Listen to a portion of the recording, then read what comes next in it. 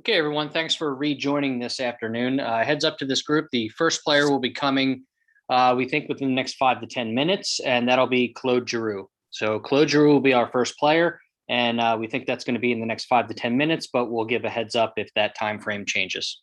Thanks, everyone, and we'll see you then.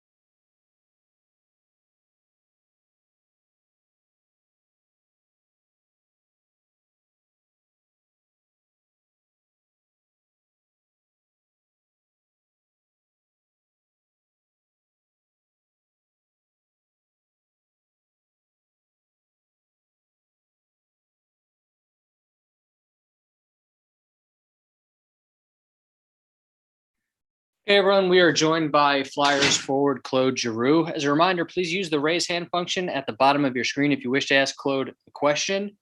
Please remember to unmute yourself to ask your question, and then please remember to lower your hand once done asking your question. If there are any questions in French, we'll take them at the end. Let's get started.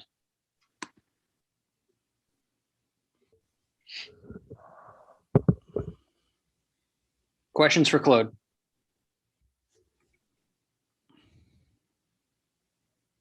Wayne Fish, you're on with Claude. Go ahead. Yeah, G, one of the issues you just talked about was that a lot of the young Canadian guys went home after the season ended last year, and that their training may not have been as well supervised as he would have liked. And it sounds like they're going to encourage the young guys to stay stateside over the summer. What's your reaction to that? Is that a big deal, or what are your thoughts there? Who said that, sorry? Chuck, Elaine Vigneault just talked about that a little while ago.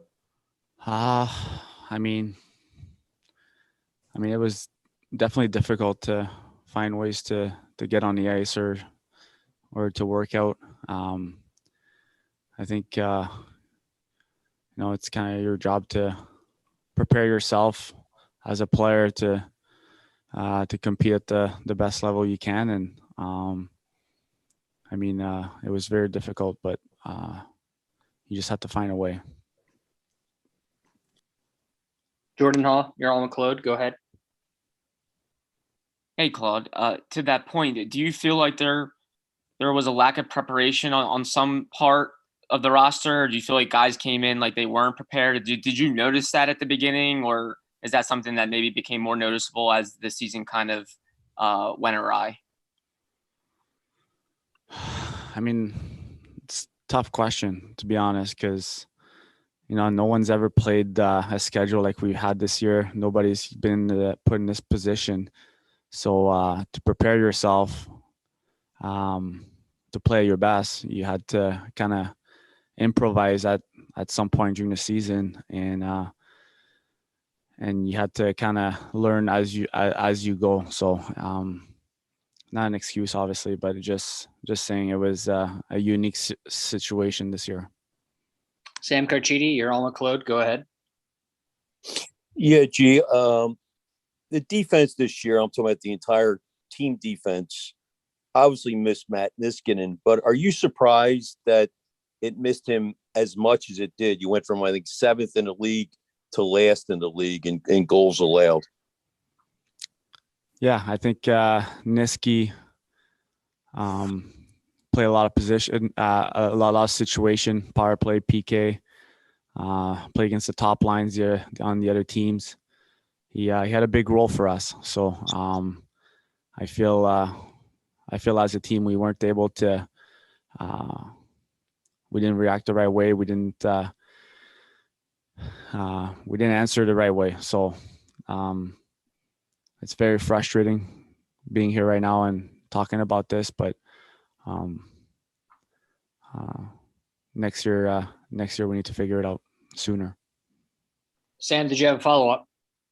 Yeah, when you say the team didn't react the right way without Niskanen, do you mean the team defense, or can you be a little specific on that? Oh, well, I mean, it's not just defense. I mean, your best defense sometimes your offense. So when you're playing the O-zone, sometimes you don't have to defend. So it's not just one part of the ice. It's the whole ice, the whole team.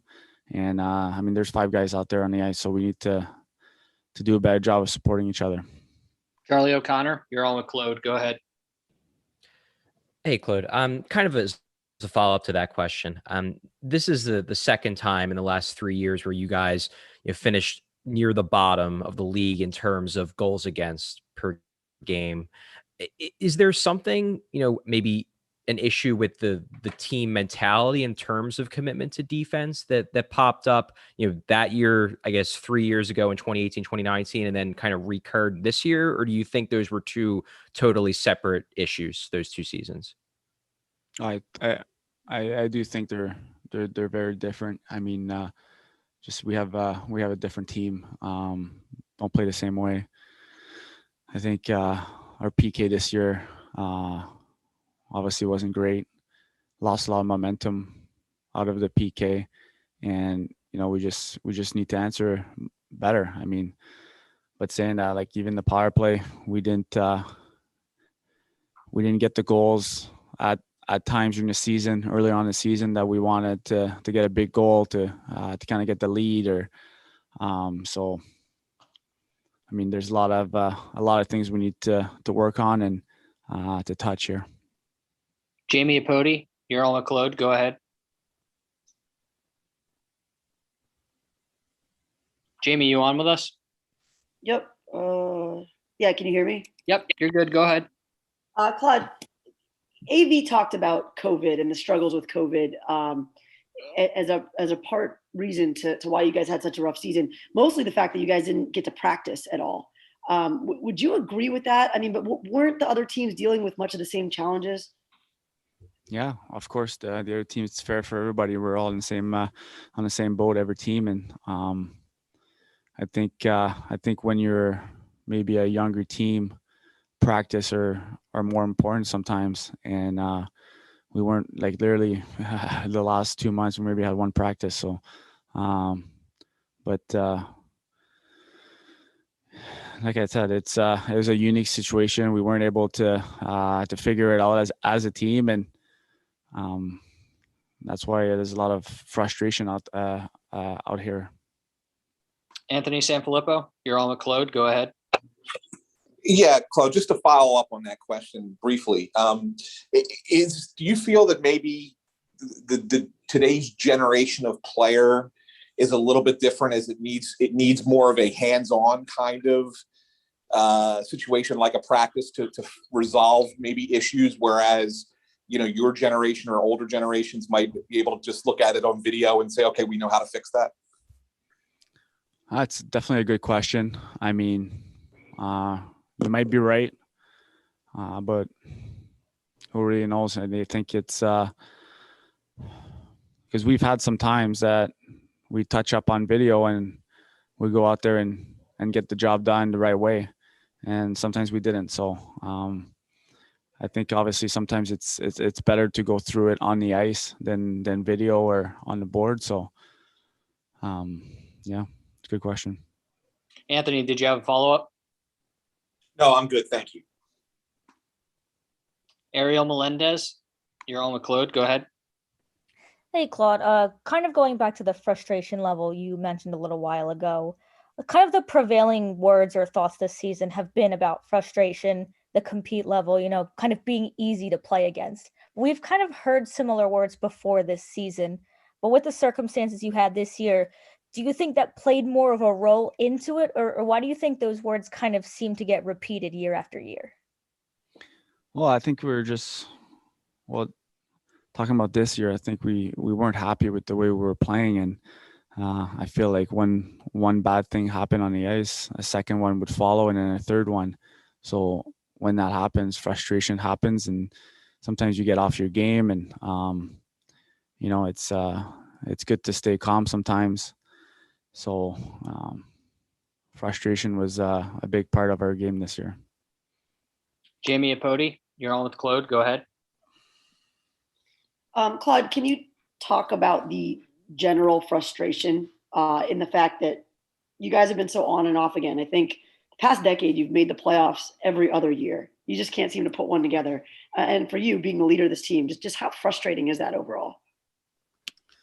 Yeah, I mean, last year, I think we took a huge step forward, and not being able to follow up this year. I mean, I think that's you can just sense it, that guys were frustrated that we weren't able to follow up what we did last year. And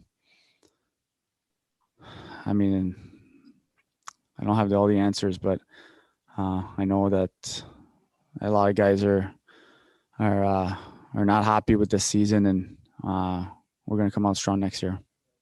Sam Carchidi, you're on with Claude. Go ahead. Chuck Fletcher said that Nolan Patrick really wasn't able to practice as much this year because of limitations in Canada. What kind of player do you think that he will be next year? after a normal offseason? Yeah, I mean, I'm a huge fan of Patty. I mean, he's got all the skill set, big body. He competes every night. I mean, that's a guy you want to go to battle with. So, for me personally, with Patty, I'm very excited to see him play and come to camp next year. Okay, we'll take one or two more questions. Adam Kimmelman, you're on with Claude. Go ahead. Hey, Claude, and kind of going back to the frustration and how you guys built on last season, how close is this team to being where you want it to be? Obviously, there's going to be changes, but do you think they need to be drastic changes, or is, when you look at the roster as it is right now, are you guys that close to being not just a playoff contender, but a cup contender? Well, I think we showed it last year that we can compete with any team and any team. So, I mean, for me, we have a lot of things to work on. That's for sure. But like we have a young team with a lot of talent that when it starts clicking, I think we're going to be dangerous. Jordan Hall, you're on with Claude. Go ahead. Hey, Claude, when you meet with Elaine Vigneault and Chuck Fletcher, will they ask you like, "Hey, G, like, what do you think we need? What can we do better?" And are you honest with them? And maybe in terms of, "Hey, we need different personnel, or we need to do X, Y, or Z differently." Is that something that comes up? I don't know. I'll know in a few minutes. Sounds good. Jordan, did you have a follow-up? No, thanks. Sorry, Joe.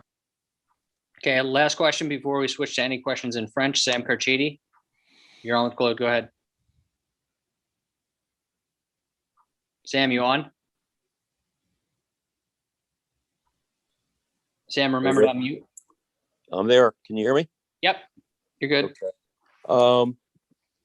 Can you talk? I know the other day you said that it's not your decision, it's Chuck's decision as to what is done. But will you talk to Chuck in the offseason, though? And does he, I guess this is similar to Jordan's question, but does he look to you as the captain?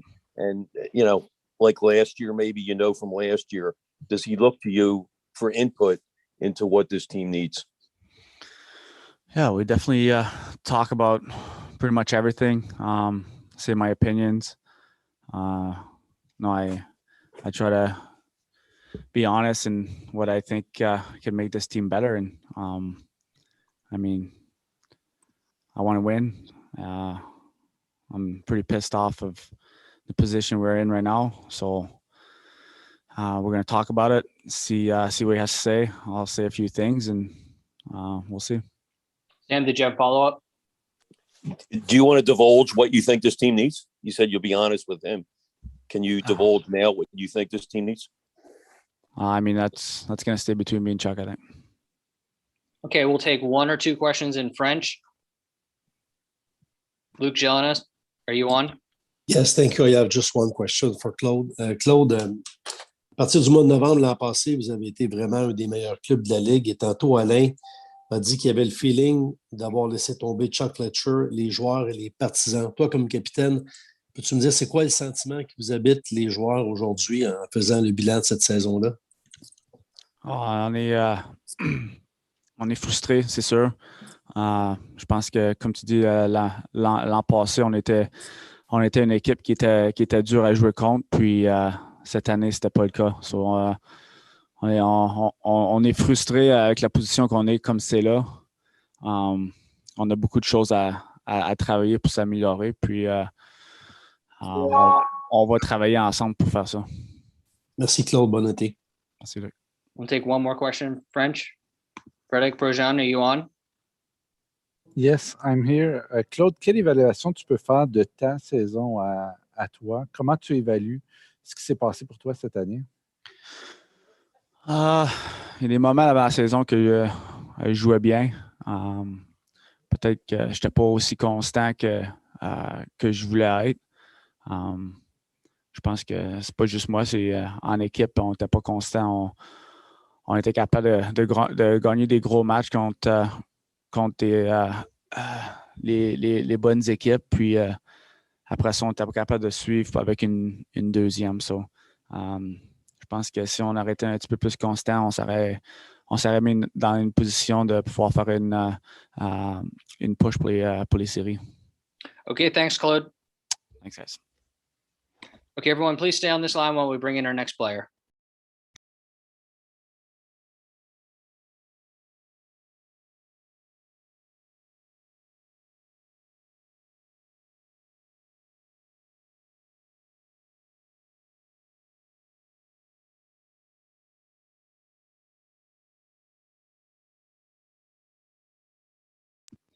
Okay, everyone, we are joined by Flyers forward Kevin Hayes. As a reminder, please use the raise hand feature if you wish to ask Kevin a question. Please remember to unmute yourself before asking your question. So let's get started.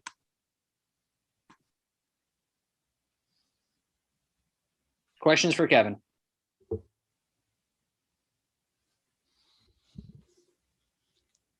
Sam Carchidi, you're on with Kevin. Go ahead. Yeah, Kevin. AV kind of hinted the other day that you may have been bothered by some injury. Were you injured this year, and are you going to need some kind of surgery, or was that a false read? Yeah, I mean, it's just it's going to be a minor surgery and something that we'll fix and we'll be fine. Sam, did you have a follow-up? Yeah. How much did the injury? I guess you don't want to be specific as to what it was, but how much did it prevent you from playing as well as you did last year? Yeah, I mean, it's easy to say that the injury was the reason, but no, I just think it was kind of a mix of everything. Type of season the team had, the type of season the league had, a bunch of different factors. I felt like my first year in Philly was amazing. It was a great start to my career here, and this year was kind of a little hiccup. Not the way I wanted to go, obviously. And I kind of want to be a guy that's relied on every single night and a guy that plays the right way. 200-foot game, and this year I can't honestly say that was the case. So yeah, I mean, it's just kind of going to get away from the rink for a little bit and then get back after I feel better and get back to work and start working towards next season. Ed Benkin, you're on with Kevin. Go ahead. Hi, Kevin. Obviously, everybody faced the difficulties this year, not just with COVID and your temporary shutdown, but the challenges about lack of practice. It's something AV talked about a lot. How difficult was it this year to not have as much practice time to get in sync when things were going wrong? Yeah, I mean, obviously, it's easier to tune up your game when you can practice as a team a lot more than we did this year. That was definitely a challenge for our team, but the whole league went through it. So we can't really use that as an excuse. But yeah, I mean, that's when you get better. That's when you build chemistry. That's when you work on your systems and become a better team. And I feel like this year it was tough without it. And next year it'll be a normal season and we'll get back to it. Charlie O'Connor, you're on with Kevin. Go ahead. Hey, Kevin. One thing about last year's team, and you spoke to this a lot last season, was just how tight knit the group was, how much everybody enjoyed, hanging out, being together. Did the frustration level of this season and obviously not meeting expectations, did that impact, kind of the tenor in the locker room for you guys this year? Yes and no. I mean, like anything in life, when things aren't going your way for an extended period of time, it's tough to be happy about what's going on. So I think guys are frustrated with how the season went. And I mean, no one was really grumpy or anything, but outside of the actual hockey game, this is a tight group. Everyone loves each other. We have an awesome time with each other. And so I don't think that got away from us. But yeah. Jordan Hall, you're on with Kevin. Go ahead. Hey, Kevin. Much has been made by us and people on the outside about the loss of Matt Niskanen. To you guys inside the dressing room, how much what was that loss? Was that a big loss? Did you guys really miss his presence on and off the ice? I mean, it's easy to say that when a big part of your team is you have a great season with them, and then all of a sudden he leaves and you don't have a great season. It's easy to say that. Niski was an awesome guy, an awesome player. He definitely played the game in a way that we missed a little bit this year. But no, I think we have the right group here. It was obviously a tough year. I mean, Matt Niskanen helps any team, obviously, but I don't think you can. I don't think you can say that we had a bad year because he wasn't here. I wish he was. Obviously, he's a great guy, but yeah. Okay, we'll take one last question. Adam Kimmelman, you're on with Kevin. Go ahead. Hey, Kevin. You got to know Carter Hart a lot the last 2 years. Do you have any concern that the adversity he dealt with this year is going to set him back, or do you think when you show up for training camp next year, he's going to be the guy that we saw last season, you guys saw last season in the playoffs? Yeah, I mean, I don't want to speak for Carter, but I'm sure he's not happy about how it went this year. And from getting to know him and seeing his work ethic and how he goes about his professional game, I think he'll be one of the best goalies in the league next year. He's a player that myself, this team, this organization is really relying on, and I think everyone has a ton of confidence in him. Knows how hard he works, and I think he'll get away from the rink, reset, and figure out his best way to go about getting back to where he was. Okay, thanks, Kevin. See you guys. Okay, everyone, stay on this line while we bring in the next player.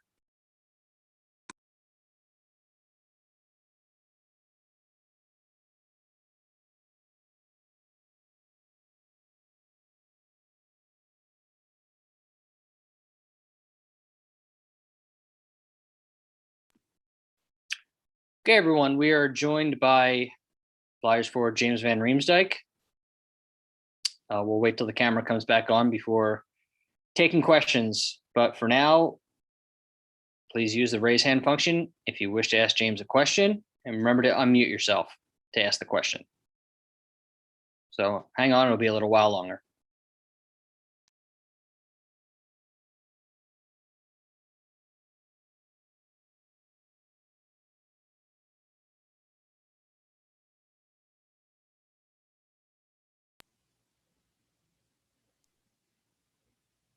Okay, we're on with James Van Riemsdyk. So let's start to take questions right away. Adam Kimmelman, you're on with James. Go ahead. Yeah, I got two here. How close, obviously there's going to be changes this summer, but how close when you look at this roster is this team being not just a playoff contender, but a Stanley Cup contender? Yeah, that's a good question. Obviously, this was a weird season for everyone, and ultimately, I don't think we handled some of those challenges as well as we could have. I think we're all looking forward to getting back to what could be a lot more normal of a year next year. But yeah, I think again, there's lots of good pieces in place here. I think again, ultimately, just the way things went, we couldn't dig ourselves out of the holes we dug ourselves, and yeah, that was just a problem. We were chasing a lot of games and things like that, and it just makes it tough to have consistent success, especially in a year like this where there's lots of games all on top of each other. And again, it just becomes one of those things where that snowball effect, I feel like, was one we just couldn't get ourselves out of. So yeah, I think ultimately, again, there's a lot of good players here, a lot of good pieces here, and it's just a matter of us figuring things out a little bit and taking a step forward next year. Adam, did you have a follow-up? Yeah, and then James, one of those pieces I'm sure is Carter Hart. Do you have to say anything to Carter before you guys all go your separate ways for the offseason? Or do you just assume that he's going to do whatever work he has to do to get through the adversity to be the guy that he was for you guys last season and in the playoffs last year? Yeah, well, the thing, just getting to know Carter over these last couple years, I think his mindset doesn't really change, whether he's had a great year or one maybe he'd like to be a little bit better. So I think ultimately for him, he's always looking at ways to improve and get better, and he has that internal drive and fire to really be the best that he can be. So I'm not too worried about him as far as coming back and having a bounce back sort of season. Charlie O'Connor, you're on with James. Go ahead. Hey, James. This was something that Chuck and AV spoke to about an hour ago. The struggles of the young players and the fact that the older guys in the team seem to more live up to preseason expectations than the young guys. I guess, why do you think there was that disconnect in terms of how the older guys played this year versus how the younger guys played this year?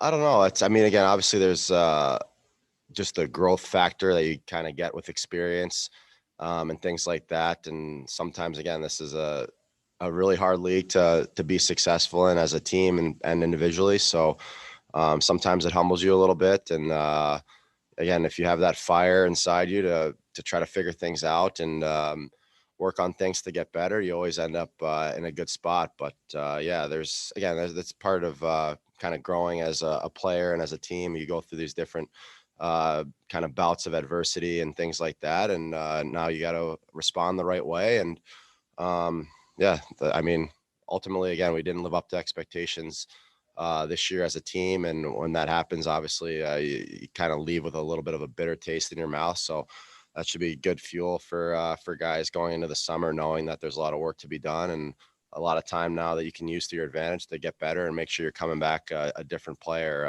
when we get to September and October. Sam Carchidi, you're on with James. Go ahead. Yeah, James, do you spend any time at all thinking about the Seattle expansion draft? And I assume you want to end your career here and stay with the Flyers? Yeah, you know what? As far as I knew when I signed my contract that obviously this expansion situation was coming, and when you don't have any sort of protections in your contract, you know that these things there's always possibilities like that. Ultimately, it's all gonna work out the way it's supposed to work out, and obviously those things are outside of my control. And yeah, I've loved my time here, and again, it's been a great place to play and things like that. Great place to live. So ultimately, yeah, I'd love to continue to be here. And as far as the rest of my career, I think I still have a lot of good hockey left and a lot of good years left in me. So kind of taking it one year at a time, and like I always do, and just going from there. Sam, follow up. Yeah, if you're general manager, and I know it's not your job, obviously, what area do you think the team needs improving in the offseason?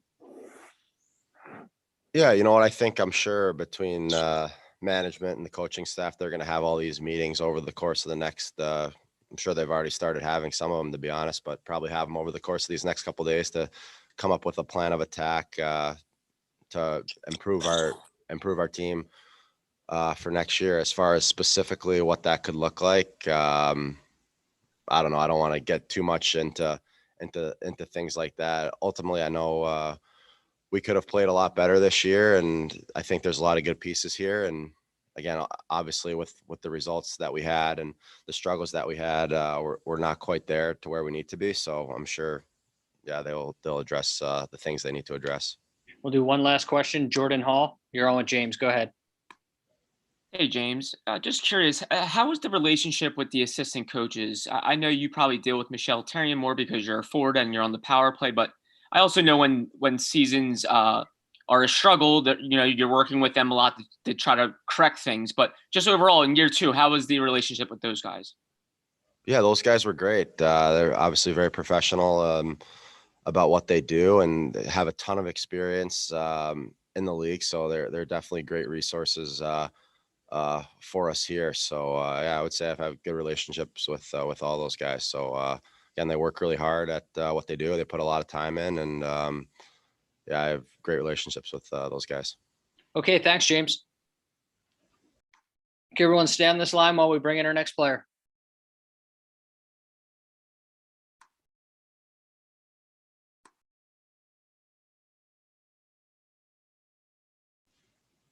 All right, we're joined by Flyers defenseman Justin Braun. Everyone on here knows to use the raise hand function to ask Justin a question, so let's get started.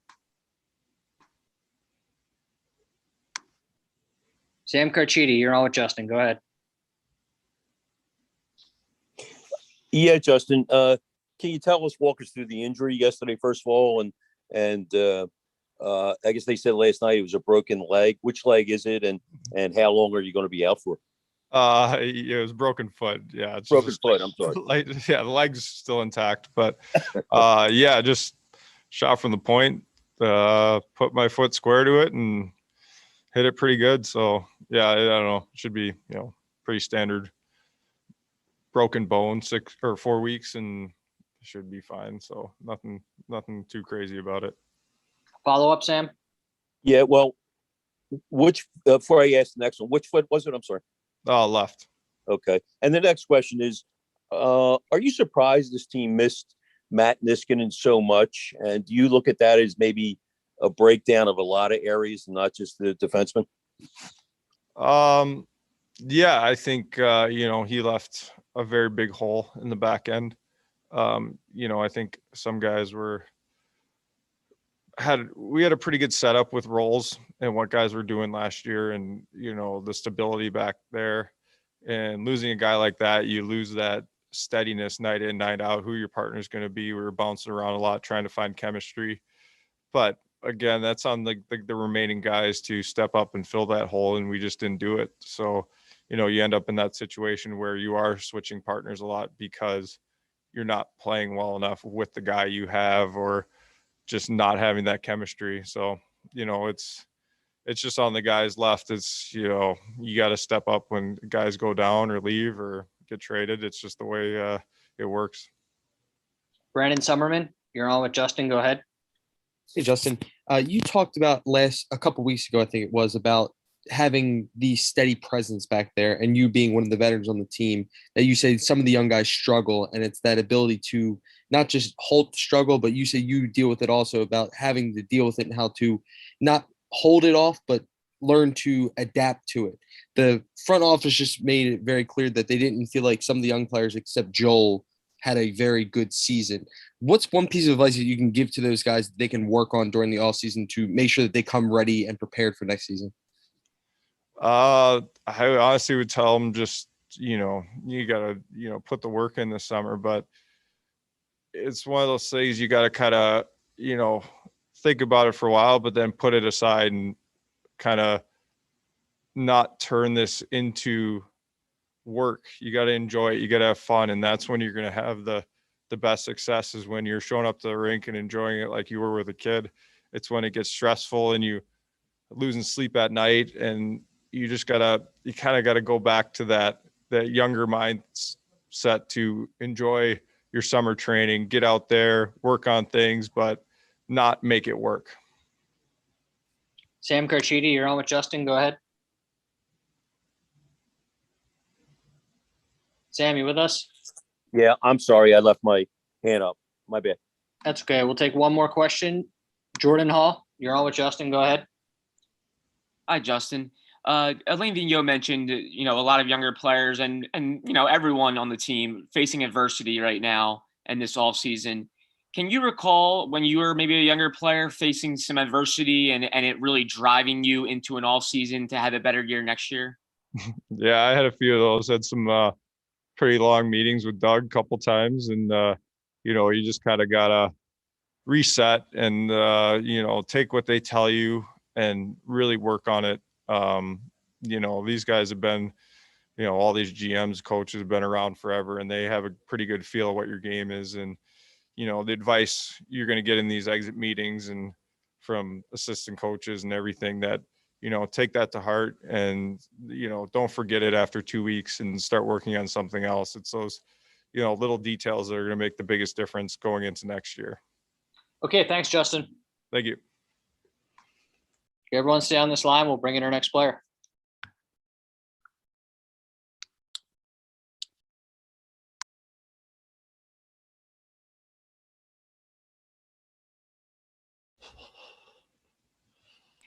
Okay, we're joined by Flyers forward Sean Couturier. As a reminder, please use the raise hand function if you wish to ask a question. If there are any questions in French, we'll take those at the end. Let's get started. Questions for Sean?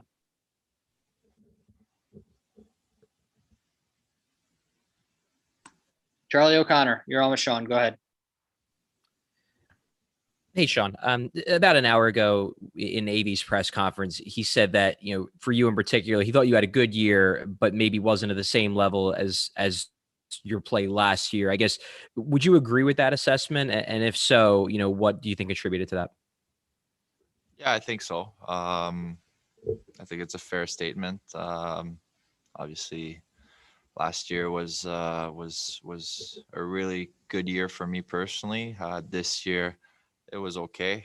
I think there was room for some better play, but it is what it is.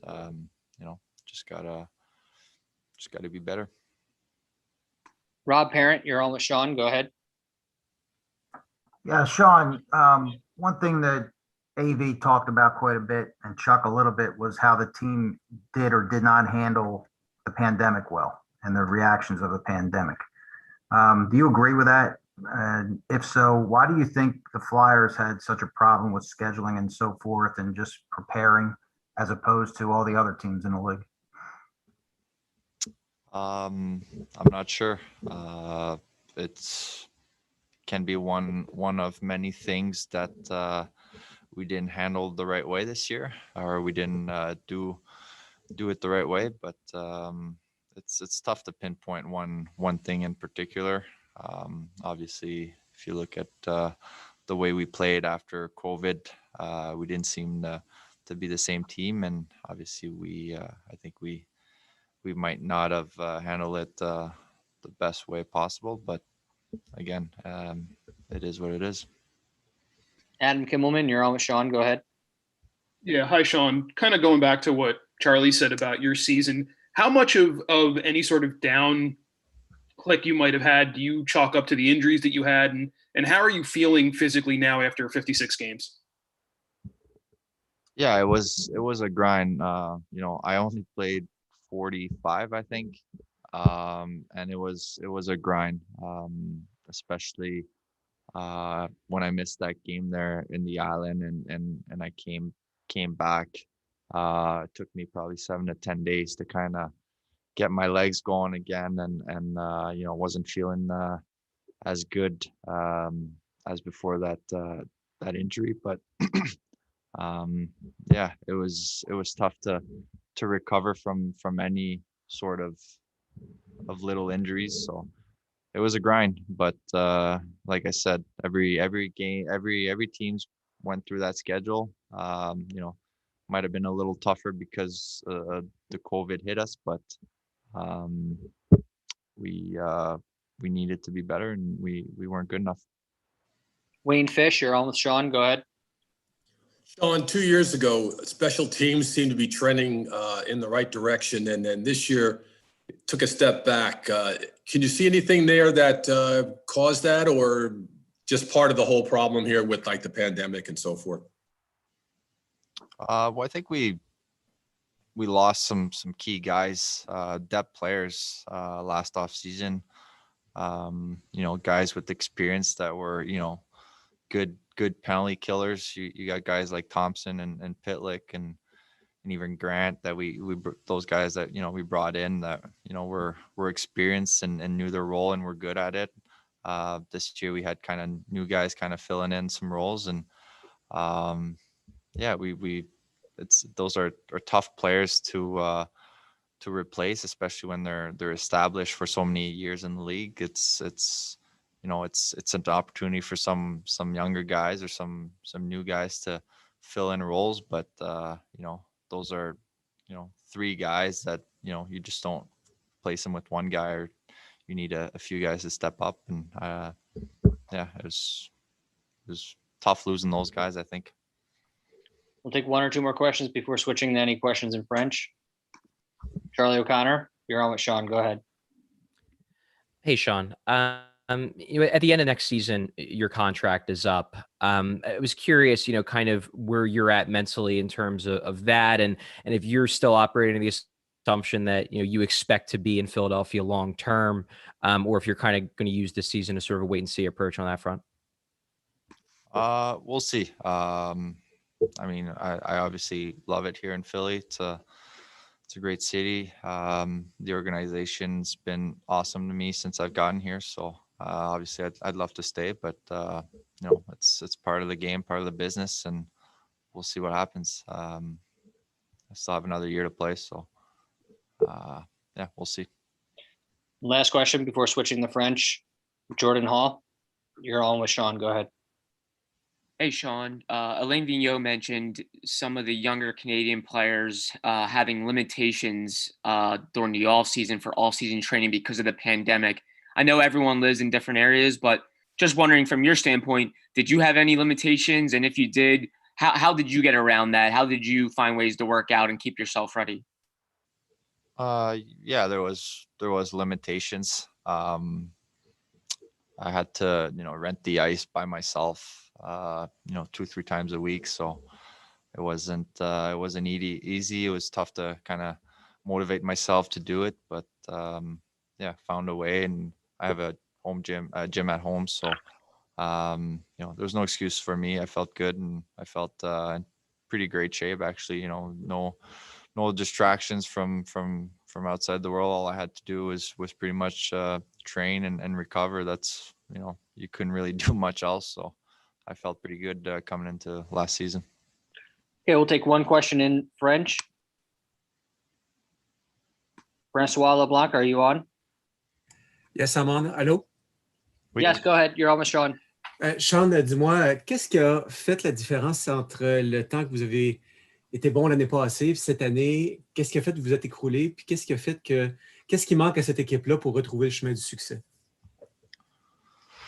C'est dur à dire exactement qu'est-ce qui s'est passé. Évidemment, on a pris un pas de l'arrière. Je pense qu'on a perdu des gars d'expérience durant le dernier off-season. Puis, on n'a pas été capable de toutes les remplacer. C'était beaucoup de gars avec beaucoup d'expérience dans la ligue qui ne remplacent pas ça du jour au lendemain. Puis, je pense que maintenant, on a une équipe un petit peu plus jeune qui vont juste... on va juste devenir meilleur. Je pense que les gars vont prendre la maturité à chaque année. Puis, ça fait partie du développement de chacun. Puis je pense l'année prochaine, je pense encore qu'on a une très bonne équipe. On a des très bons joueurs qu'on peut bâtir une équipe gagnante. Puis il faut juste qu'on revient à l'équipe qu'on était puis s'améliorer. Je pense que c'est ça la clé. Je pense qu'il va falloir qu'on s'améliore cette off-season puis que tout le monde prenne de l'expérience. Okay, thanks, Sean. Yep. You're welcome. Everyone, stay on this line while we bring in our next player.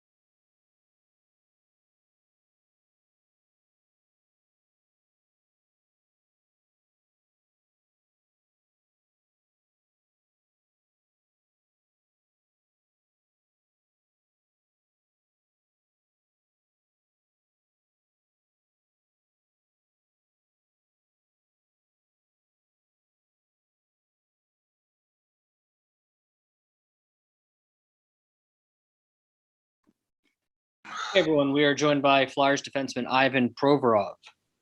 As a reminder, please use the raise hand function if you wish to ask Ivan a question, and remember to unmute yourself to ask your question. So let's begin right away. Questions for Ivan? Brandon Summerman, you're on with Ivan. Go ahead. Yeah, Ivan. Sean talked about after the game last night that he felt defense was pretty much, not just defense as a whole, was pretty much the big issue. Claude said similar thing this morning, saying that you guys need to support each other better. And Kevin said you guys need to play a little bit more 200. Going into next season, do you feel like that defense needs to be the number one priority going into the offseason, or is it just you guys need to play better as a team supporting each other? I think overall better as a team. I mean, now it's not just, defense play defense, forwards play forwards. It's unit of 5 all over the ice. You're in your zone, neutral zone, offensive zone. And if you're not good in any of those 3 areas, at one of those 3 areas, you're going to have trouble. So I think we have to figure out how to, play better as a unit of 5. And when we do, the results are going to be a lot different. We're going to spend less time defending. We're going to have the puck more. We're going to have more time in the O-zone, overall more chances off the rush and stuff like that. So, and the result of that, we're going to be able to win more games. Sam Carchidi, you're on with Ivan. Go ahead. Yeah, Provi, what would you say was your biggest disappointment team-wise this season? Just not making the playoffs. I mean, just coming off of last year, even though last year was disappointing too, and losing in Game 7 in the second round, but we knew that overall we took a step forward from the previous year, and I thought that we were going to take another step forward this year, and that didn't happen. So I think that was the biggest disappointment this year. Charlie O'Connor, you're on with Ivan. Go ahead. Hey, Ivan. Just a really straightforward question. I guess, how would you personally evaluate your season? I think I had a solid season. I think overall, when, the team game is not there and, we're not clicking as a, like I said, as a 5-man unit, it's hard for anyone to, to play to the best of their abilities. So I think, I think overall it was a solid year, but of course, everyone wished, we all did better. Jordan Hall, you're on with Ivan. Go ahead. Hey, Ivan. Just wondering what you thought of Cam York's game in the 3 games that you saw him, and do you think he's a kid that could push for a spot next year? Yeah, I mean, he's he's a smart player, skates extremely well, has the vision, moves the puck well. So, this is where, the game's going. You have to be able to skate. You have to be able to, move the puck. And he's got all the tools. And, for him, hopefully gets, bigger and stronger in the summer. And, I think he'll have a chance of, sticking around for the whole year next year. Charlie O'Connor, you're on with Ivan. Go ahead. Hey, Ivan, I know it's obviously not your job to comment on player acquisition, but do you think this defense needs, an addition or two to, this defense core, I guess, needs an addition or two to become, a high-end core relative to the rest of the league? I mean, you said it yourself. It's not really my job to decide if we need someone or not. I think overall, I think this D group's got a lot of tools and a lot of potential. We just have to figure out how to play better overall as a team defensively, because like I said, I don't think it's all on defense. I think like I said, you play as a 5-man unit, and if one guy and if one guy is struggling, it's going to affect everybody else. So I think overall we have to be better consistency-wise as a team. And I think that will help us improve defensively, a lot. We'll do 2 more questions. Ariel Melendez, you're on with Ivan. Go ahead. Hey, Ivan, I know you just kind of mentioned the blame isn't all on the defense, but a lot of the talk from maybe fans and media has obviously been about the loss of Matt Niskanen. And Braun, a little while ago, did say, losing him was obviously big, and it kind of forces you guys to change roles maybe, and you didn't necessarily handle that in the right way, so to speak. So I'm kind of curious on your thoughts about that. Do you think losing him really did kind of affect you that way, or was it just you guys needed to play better no matter who was back there? What do you mean by we didn't handle it the right way? Well, just kind of going on what Braun said, he mentioned you guys, this forces you guys to kind of step up to the challenge when you lose a guy of his caliber. Just kind of going on what he said, at least. That's what Yeah, I mean, when Niski was a great player, very solid, super steady, never really made, too many mistakes out there. And, he played big minutes last year. So, yeah, I think, there's some opportunities, to someone to step up and, fill his spot and just find a way as a decor to, play good. And like I said, I think overall as a team we didn't, perform to the best of our abilities, and I think it affected all areas of our game: offense, defense, goaltending, and everything like that. Our last question, Jordan Hall, you're on with Ivan. Go ahead. Hey, Ivan, I was just wondering with the chaotic schedule this year, will your off season change at all? Like when you start working out and stuff like that, or when do you think you'll pick up? I mean, I'm gonna take some time off to, rest, recover, recharge, and then probably at some point in June, haven't exactly sat down and figured out yet, but at some point in June, I'll get it going again and, start training and preparing for the season. Okay, thanks, Ivan. Thank you. Everyone stay on this line while we bring in our next player.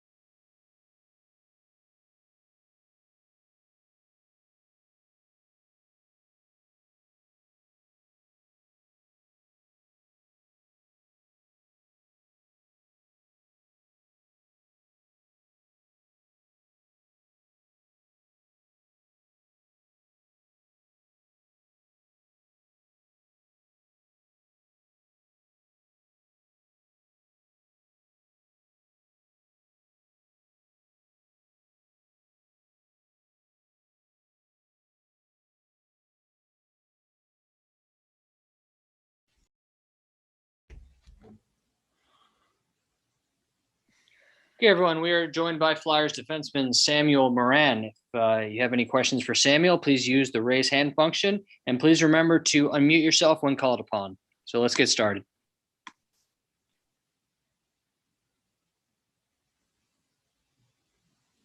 Questions for Samuel? Sam Carchidi, you're on with Samuel. Go ahead. Yeah, Sam. How would you had kind of a strange season, starting out at left wing, going back to defense. How would you evaluate the season, specifically, I guess, as defense? Was it tough going back, or was it easy because you had played there before? Yeah, I think my season was fine. Obviously, if you told me at the beginning of the year I would have played 20 games in NHL as a D-man, I don't know how many I played, probably like 17 or 20. I think I would take it, so pretty happy about it. I stay healthy, so that's the good news. Yeah. Sam, follow up. Yeah, do you feel like you can be a part of this Flyers defense next year? I don't know. I didn't met with Chuck yet. Obviously, I want to stay. My contract is up. The stuff I bring, I don't think a lot of guys bring it in this organization. It's kind of like pretty rare now. I think I'm probably one of the toughest guys in the league too. I'll be honest. And obviously next year we're gonna play against those big boys in the West, and I'm kind of ready to prove it. So yeah, I'm just yeah, I think I can bring something that no one here can bring, but obviously it's not up to me. I feel I'm a Flyer, and yeah, for sure I want to stay. Brandon Summerman, you're on with Samuel. Go ahead. Hey, Sam, what you just said there about having met with Chuck yet and your contract is up. What do you go forward here now, going forward in the next few weeks here, of what the uncertainty lays for you, but also being healthy now that you can go through a full off-season training, and does that play any part of what your decision will be going into next year? Yeah, I mean, I was playing when I started playing defense down there in the Phantoms. I was like, man, when I got a full summer training and like I'm gonna feel good, like, because it was still a rehab season for me, kind of, when you tear your ACL twice and still a little bit of pain in my knee, like it take like a year or two before you feel like 100%. So I just see myself next year. I think I'm gonna be skating even better, like without pain and stuff. So yeah, I'm gonna be buzzing, I think. So yeah, I'll be ready to go. Ariel Melendez, you're on with Samuel. Go ahead. Hey, Sam. For the most part, you've always kind of been that happy-go-lucky, very positive guy. This was obviously some different circumstances, not even just with the rehab, but kind of the way the season went. Was it kind of hard to keep that positive mentality throughout the year, or kind of the adversity you've gone through, does that help you in a sense to keep that mentality? Oh no, I think I was positive all the time. What I went through was hell. Honestly, it was terrible. Like that rehab twice, 2 ACL, like being so close to having a chance to play NHL and getting hurt and stuff. So it wasn't fun. And at the beginning of the year, I just told myself, like, just go up there and have fun and just be happy to be part of something again, be part of a team. Obviously, we didn't make the playoff. We didn't play well. We didn't respect the expectation and stuff. But for me personally, it's like just being part of a team again was so huge for my mental. I just love it. Like, I love the game. I love play hockey, and obviously I think next year I'm going to play hockey again. So there was a lot of doubt about that at the beginning of the year. So I think next year I would play again. So it's a lot positive for me this year, I think. We'll take one or two more questions before switching to any questions in French. Jordan Hall, you're on with Samuel. Go ahead. Hey, Sam, you talked about not feeling obviously 100%. It takes time to really get back to feeling exactly like yourself from the 2 ACLs. How did you feel overall, if you could put like a percentage on it this season, health wise? I don't know. I mean, I was healthy. I was fine. I was fine. I mean, some games, you're a little bit sore than others.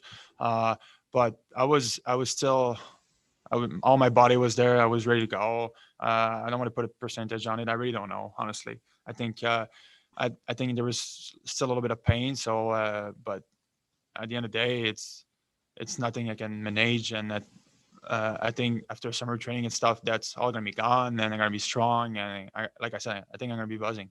Yeah. And we'll do one final question. Sam Carchidi, you're on. Samuel, go ahead.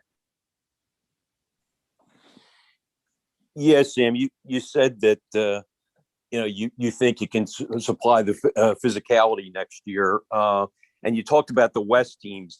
Do you find those teams a lot more physical, and it sounds like you're excited actually to face those teams? I don't know. I never really played against them, right? But I think we have some so I think the plan of Havy and was to play me against those big physical team, the Islanders and Washington and stuff like this. And like this year,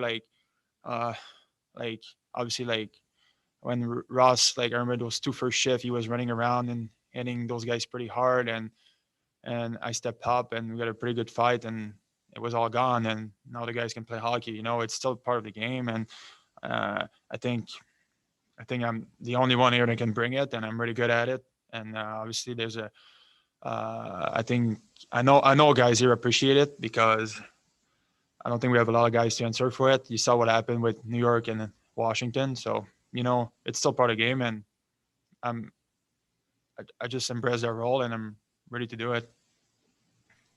Okay, if there are 1 or 2 questions in French, we'll take those now. Okay, thanks, Samuel. Okay. Everyone stay in this line while we bring in our next player.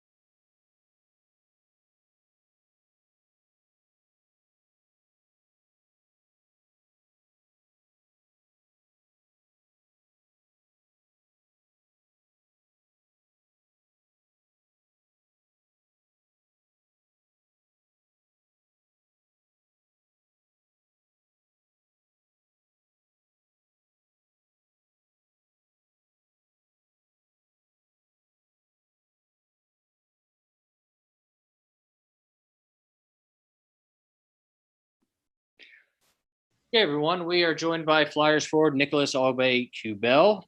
Again, everyone on this call knows to use the raise hand feature if you wish to ask Nick a question. So let's get started.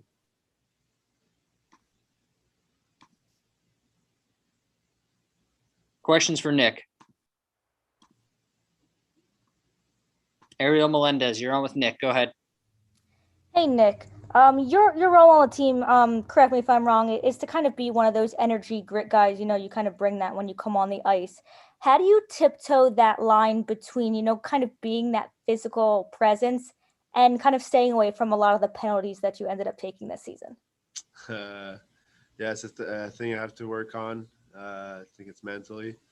I have to stay aggressive, but not too aggressive. Know the fine line. I think I was better in my first year. Stay out of the box, but I've never been my strong suit. So I think I'll have to work on that. And I think I kind of did a little better job at the end of the year, but still has to improve. Charlie O'Connor, you're on with Nick. Go ahead. Hey, Nick. Last season, obviously before the pause and everything, it seemed like kind of one of the hallmarks of your game was consistency, particularly your ability to get in on the forecheck and create havoc. Why do you think that consistency this year for you was maybe harder to find this season versus your first year? I don't know, man. I feel like last year I was really in ease with my I don't know, my line mate. Everything was going well. We had strong guys with me, and I don't know. It's just maybe the way we forecheck was a little different. I don't know. It's hard to tell because I feel like forecheck should just be really consistent game after game. It's kind of an easy thing to do, well, for me. But yeah, I don't know. It's a little harder this year. Try to stay physical, but sometimes teams watch videos and then they see what we're doing, and I don't know. It's a hard question to answer. Do you have any last questions for Nick? Brendan Summerman, you're on with Nick. Go ahead. Hey, Nick. A couple of the guys and a couple of the management talked about some of the younger guys not really playing up to the expectations this year. And Sean mentioned that a couple of the guys from last year, Pitlick, Thompson, and a couple of the guys left, and the younger guys were asked a little more roles. Do you feel like your role was elevated this year, and how do you think you performed in that elevated role? I think my role stayed pretty much the same. Bottom six guy that I said earlier, trying to be effective on forechecks and create momentum for a team. Try to stay consistent. I think this year was a little harder to do that. But I guess next year we'll have more experience in our team from all those young guys that are going to be growing up into their game. And I think it's just promising whatever we have in front of us. Anthony Sanfilippo, you're on with Nick. Go ahead. Yeah, Nick, just following up on the penalties kind of question. Do you think it's possible that, after you get the first 2, 3, 4 penalties, and all of a sudden they started looking at you a little bit more because you start getting a little bit of a reputation and makes it a little bit harder for you maybe to, get out of it real quickly. And it's something you have to think about how to fix that and how to work on that so that it's not, number 62. For sure, on my side, I think I didn't deserve one of them the whole year. But I think it's sticks penalties. I got to work on that. I'm kind of aggressive guy, so I try to take the puck away from guys, and then just in this league, the guys are way too good to do that, and I just need to learn from it, and maybe we'll watch more videos and just I don't know, just trying to learn the game a little more on that side. Okay, we'll take one more question from Nick. Jordan Hall, you're on with Nick. Go ahead. Hey, Nick, you've always been a guy that's had to really fight for your role, fight for your roster spot. Obviously, each training camp, there's new competition. Do you feel like that could really fuel you, for a big season next year? Every camp I'm fueled up. I mean, I'm getting good workout during the summer, getting in shape I'm always ready in camp. So now I have a spot to defend. There was the same thing last year, and I think I had a good camp as well. Yeah, so I'm really excited already for next year. I'm gonna go back home, have some time for sure. getting ready for next season. Okay, thanks, Nick. No problem. Okay, everyone, stay on the line while we bring in our next player.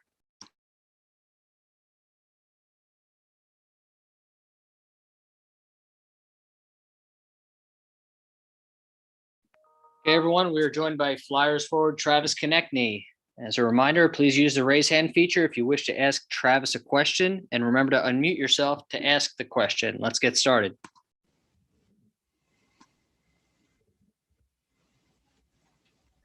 Questions for Travis?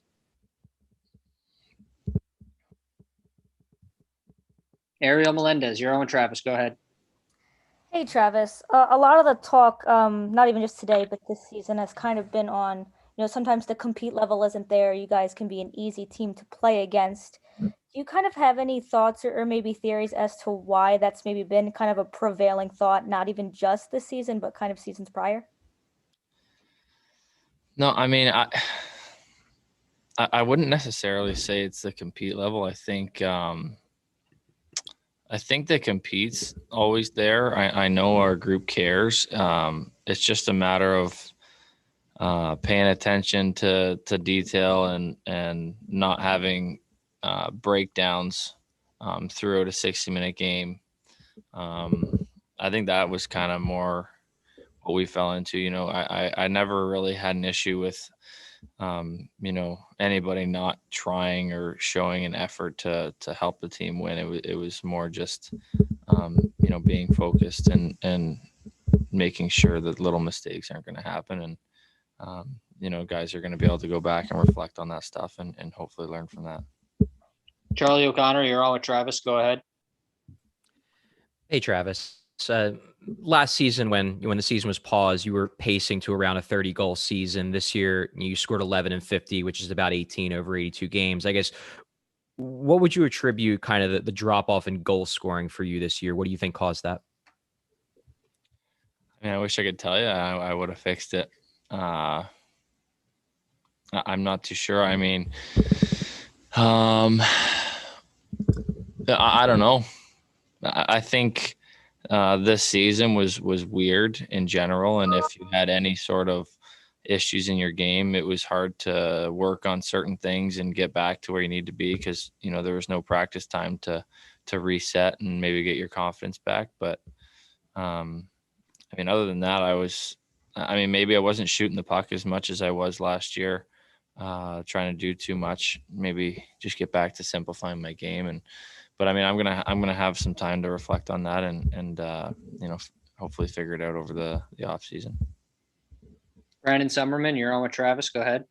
Hey, Travis. Elaine talked about during his press conference that one of the things coming into the season, he felt like the United States and Canada had a different setting on COVID and how everybody was training. And he mentioned that Joel had a good season and he's American. He was in the United States. He had a little more thing. And Sean just gave a little insight of what he had in Canada. He had to rent a whole entire rink to himself to get on the ice, but he had a home gym at home. Did you feel like that had any impact on you and the team as not having the perfect training or the right training going into the season? And how does that change this season?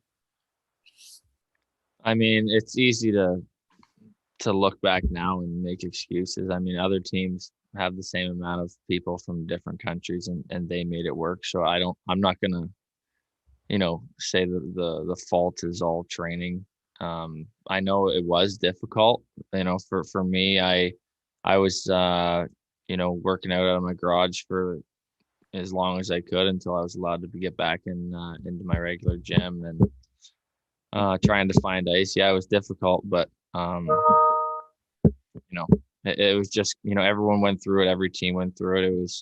It was a weird year for everybody.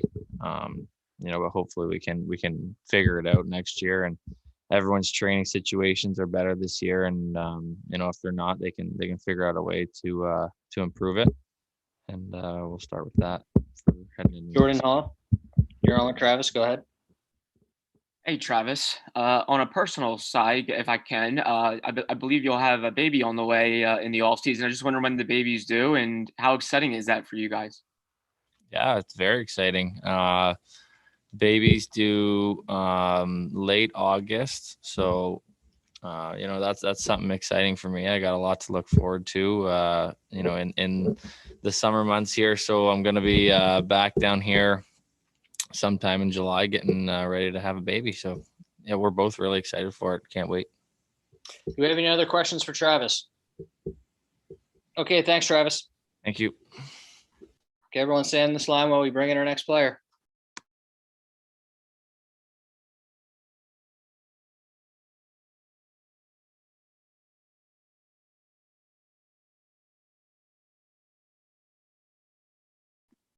Okay, we are joined by Flyers goaltender Brian Elliott.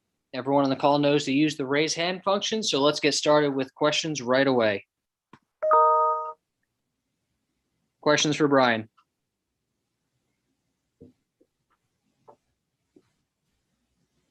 Adam Kimmelman, you're on with Brian. Go ahead. Yeah. Hi, Brian. Carter Hart is a guy that, obviously this team relies upon a lot, as well as with you. But what did you see from Carter this season as far as handling all the things, adversity on the ice, off the ice this season? I mean, it's it's a tough question. I wasn't expecting to talk about that right away. It's a tough league. I mean, you're going to have ups and downs. I've been through it as a younger goalie, where you try to solidify yourself as a player in this league, and you kind of have to battle your way back to get your spots back, and making sure that you get your starts, you get your opportunities, and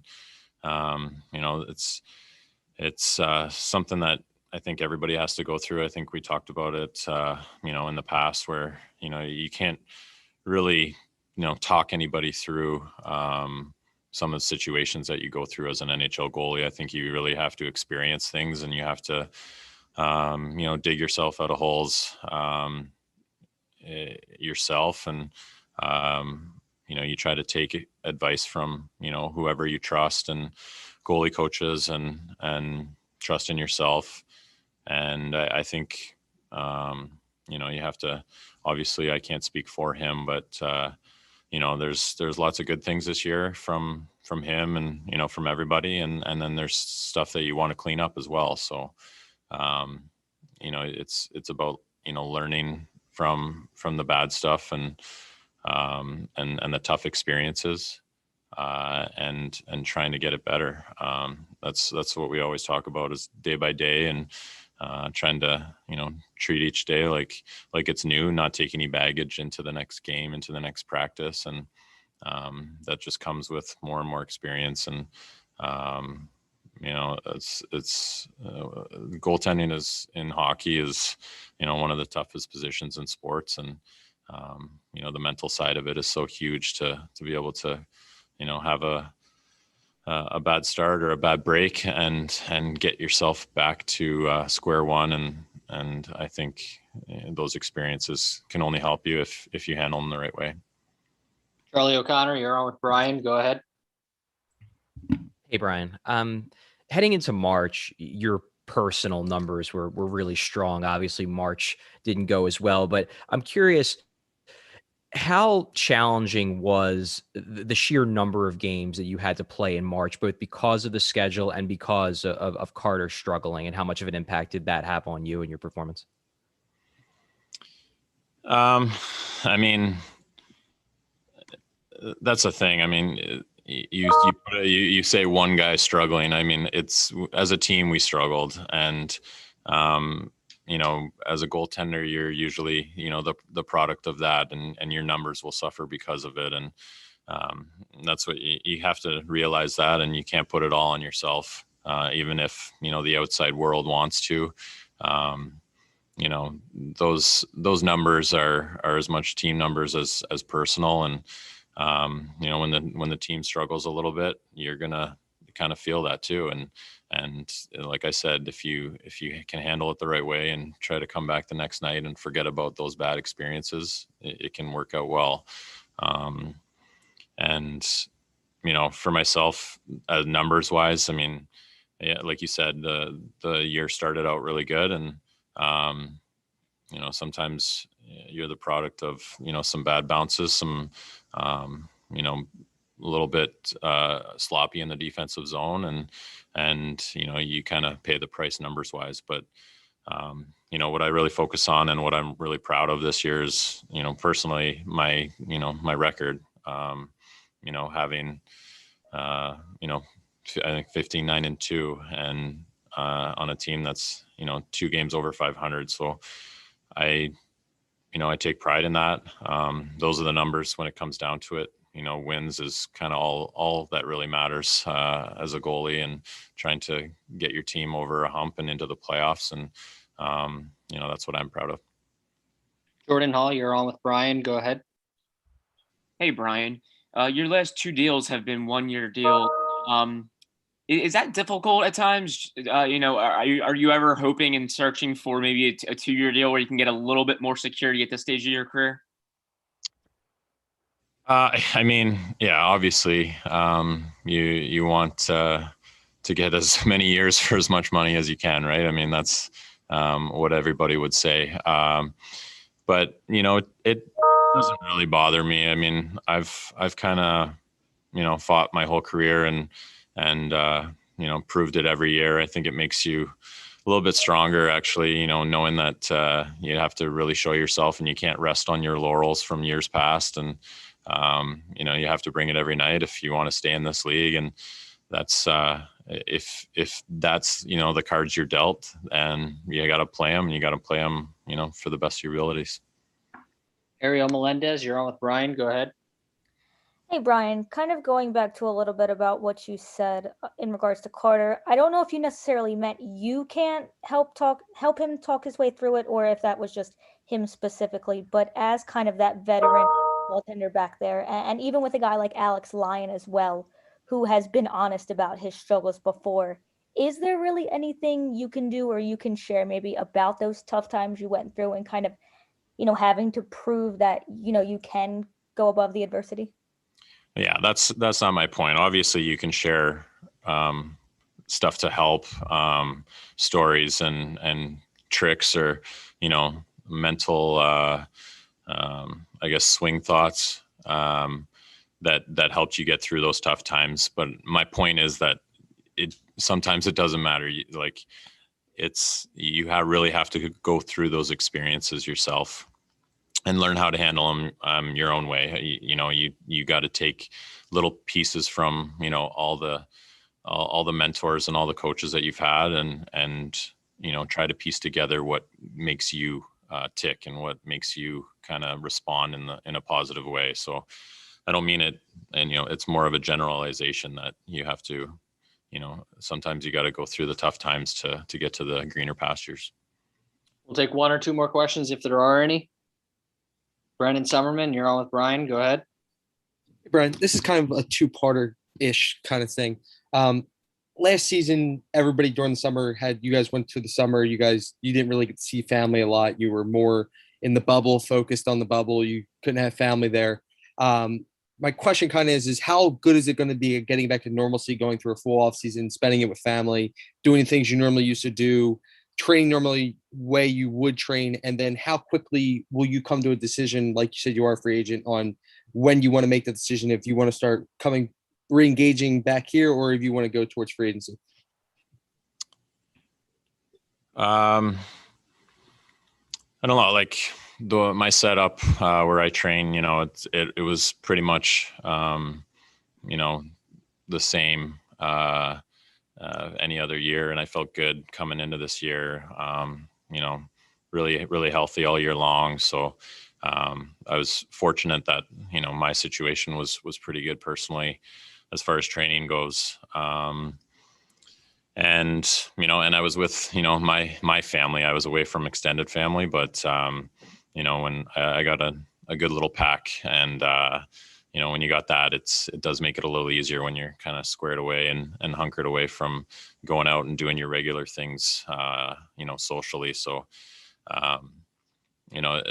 definitely lucky to have that, and have a family to focus on, and kids to raise, and it kind of makes you worry less about the outside world and just kind of focus on what's going on a day-to-day basis, trying to wrangle 2 boys around the house. So sorry, I don't know if there was another part of that question that I'm not getting to, but Brandon, you're on. It was just when do you feel like you're going to start making a decision towards next season with re-engaging with the Flyers? You're going to take a lot of time off here, spending with family, or are you going to just make a decision point and saying this is the decision point? I'm either going to re-engage with the Flyers or go to free agency. Oh, I mean, you know, any conversations, you know, I don't know when they're going to happen, but you know, you're open to everything. So, you know, we'll see when that comes. You know, there's no timelines right now, so everything's kind of fresh for the organization and for us as players. So you just take some time away. You don't have to tie your skates anytime soon right now. So it's just try to reset, you know, reconnect. We've been, you know, with the schedule, it's been, you know, tough for everybody being away from kind of your everyday and you know, whoever you spend most of your time with and your families. And you know, definitely looking forward to that. And when it comes time to talk, you know, definitely open for everything. So Okay, thanks, Brian. yeah, thank you. Okay, everyone stay on this line while we bring in our next player.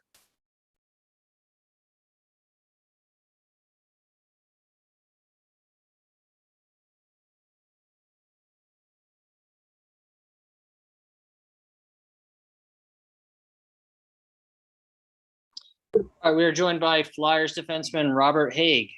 Again, please use the raise hand function if you wish to ask Robert a question. Let's get started. Questions for Robert?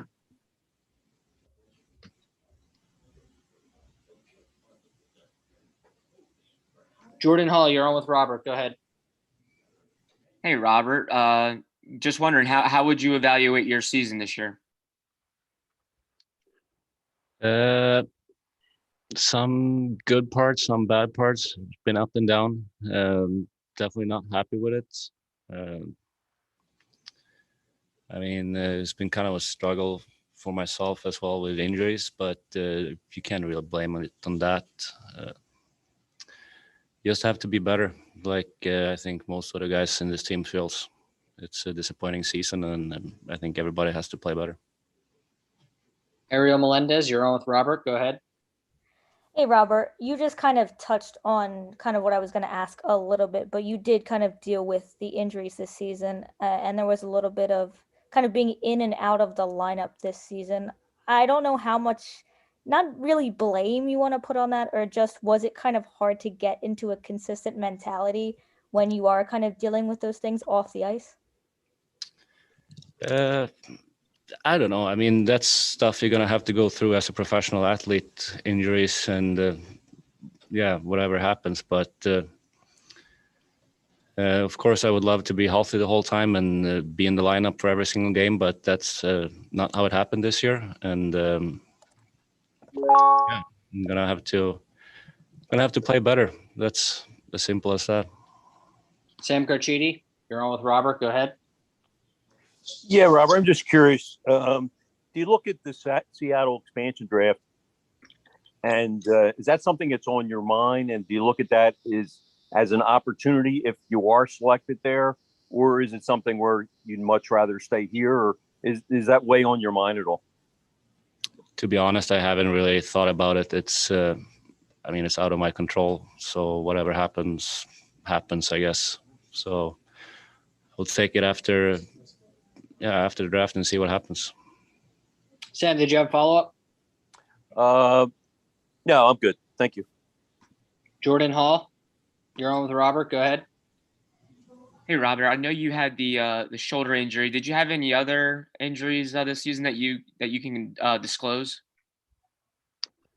I started the season with pulling both of my groins, so it was kind of hard to skate. But that's what I mean. Like, it's stuff you can't control. You just have to battle through it and do the best of it. Charlie O'Connor, you're on with Robert. Go ahead. Hey, Robert. What would you say in your mind was the biggest difference in terms of the penalty kill this season versus last season? Obviously, last year was a strength. This year was a clear weakness. Yeah, that's a good question. I wish I had a good answer for you there, but clearly it didn't work this year for whatever reasons. Breakdowns happen way too often. There is something we're gonna have to reevaluate as a team and as a group, and I think even the coaching staff, for sure, will look at it. But I can't really give you an answer of why it happens like it happened. Charlie O'Connor, you're on with Robert. Go ahead. Yeah, just kind of a follow up to that.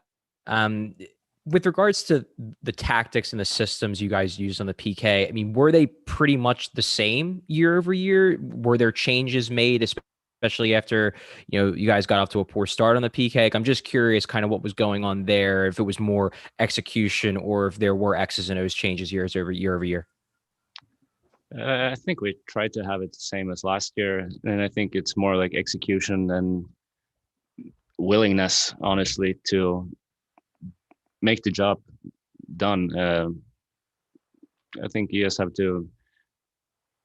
I mean, you can put it X's and O's and all that, but when it comes down to willingness to block shots, to work harder than the power play, and clearly we didn't do that this year. We'll take one last question. Brendan Summerman, you're on with Robert. Go ahead. Hey, Robert, this is more on a personal note. Last season, Oscar went through what he went through in December, and it was very telling, not to the team, but also on you, because you're very good friends with him. How good was it to have him back in the locker room this year, and how good is it to know that he's back to full health from what he went through? I mean, it's awesome after everything that happens last year, and he's coming back for the playoffs and all that. To have him here a full season and he's playing, it's unbelievable. It's unbelievable to have him back in the dressing room and just be around him. It's been a pleasure. Okay, thanks, Robert. Thank you. Okay, everyone, stay on this line again while we bring in our next player.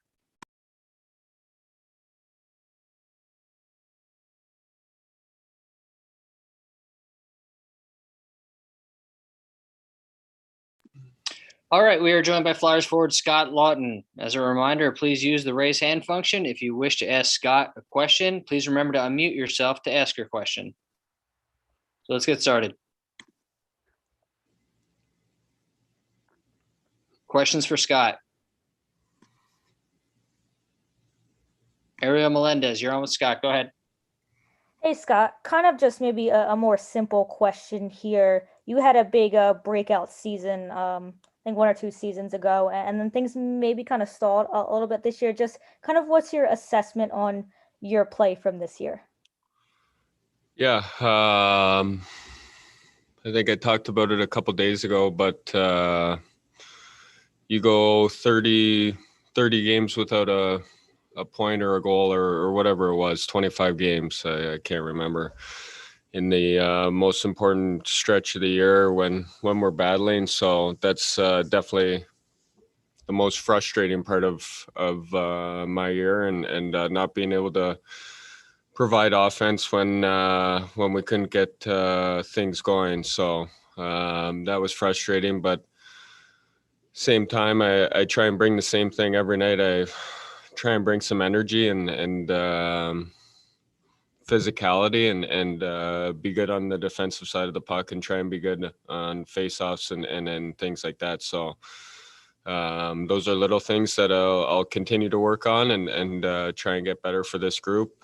But definitely when you go through that sort of a stretch where you can't get anything going offensively, especially when you're put in a situation in the top 6 or the top 9 where you're expected to provide, it hurts. Bob Grotz, you're on with Scott. Go ahead. Yeah, Scott, stepping back from the season a little bit, are you any closer to figuring out what all the slow starts were about and getting behind and that type of thing? Yeah, that's a good question. It's a hard league to chase games, and we did that a lot this year. You go down 2-3 nothing, and your game changes a little bit. You're kind of trying to press and press the issue a little bit more. So we need to figure that out, but you need to be ready right from the puck drop, and we didn't do that enough this year, and it's not good enough, and that falls on us as players to go out and be ready to get the job done. So going to be a long summer. Charlie O'Connor, you're on with Scott. Go ahead. Hey, Scott. Obviously you were one of the players who was on the COVID protocol list in February. March was obviously, an extremely, taxing month, both in terms of games and in terms of how you guys were playing. Then you dealt with, the trade deadline and negotiations and possibly getting moved. By the end of the season, I mean, was there an element from your perspective of just kind of being worn down a bit? And do you think that impacted your production at the end of the year? Yeah, I don't. Yeah, don't want to use it as an excuse. I mean, COVID affected everyone a little bit differently. I lost a little bit of weight, so I'll try and get that back and get back on track with my fitness and just being at my regular playing weight and being able to do that. It's pretty hard to do that when you can't taste food or things like that. So yeah, and then second part of the question, I think this was kind of my first time going through a trade deadline where I was thinking, am I getting moved and what's happening with that? So you're definitely pressing your stick a little bit. I wanted to say that it wasn't in the back of my head, but I'd be lying if it wasn't. So yeah, just pressing a little bit, but at the same time, you got to show up every day and be a pro and be a good teammate and be able to provide. So yeah, frustrating. Jordan Hall, you're on with Scott. Go ahead. Hey, Scott. With a guy like Carter Hart, he mentioned a lot about, trying to come to the rink and have fun and not think about things and just be with the boys. Did you notice this season wearing on him a little bit, just as he kind of struggled from a production standpoint? I'm not sure. I think COVID's been tough for everyone. I think we've been pretty lucky to go do our jobs and do something that we love to do and be able to do that while a lot of our families and friends are back home in lockdowns and not being able to work and do anything. So we're in a lucky situation here and yeah, it's different. I mean, you're not able to go for dinners with the guys and spend time away from the rink and I guess really get to know the new guys or whoever comes in. But I guess it's different for single guys too. It's tough. So tough way to do it, but try and come to the rink and be a pro every day and do your best. Last question, Anthony Sanfilippo, you're on with Scott. Go ahead.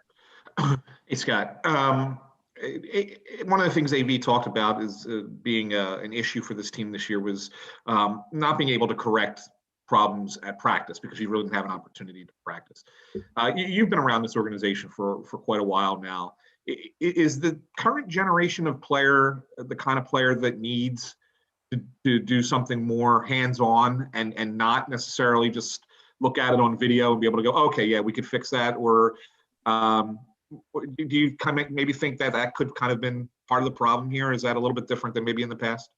Yeah, and I said it before, but you can't use it as an excuse. Every team went through it. Our schedule was a little different when COVID hit, and we played a couple games without regulars and things like that. But I think practice definitely helps you, especially when you have a younger team and guys trying to find their way in this league. It definitely helps to try and get your pace back and keep you in shape and work on the systems that you're supposed to play and create an identity.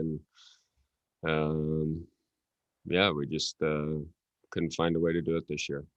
Okay, thanks, Scott. Okay, everyone stay on this line while we bring in our next player.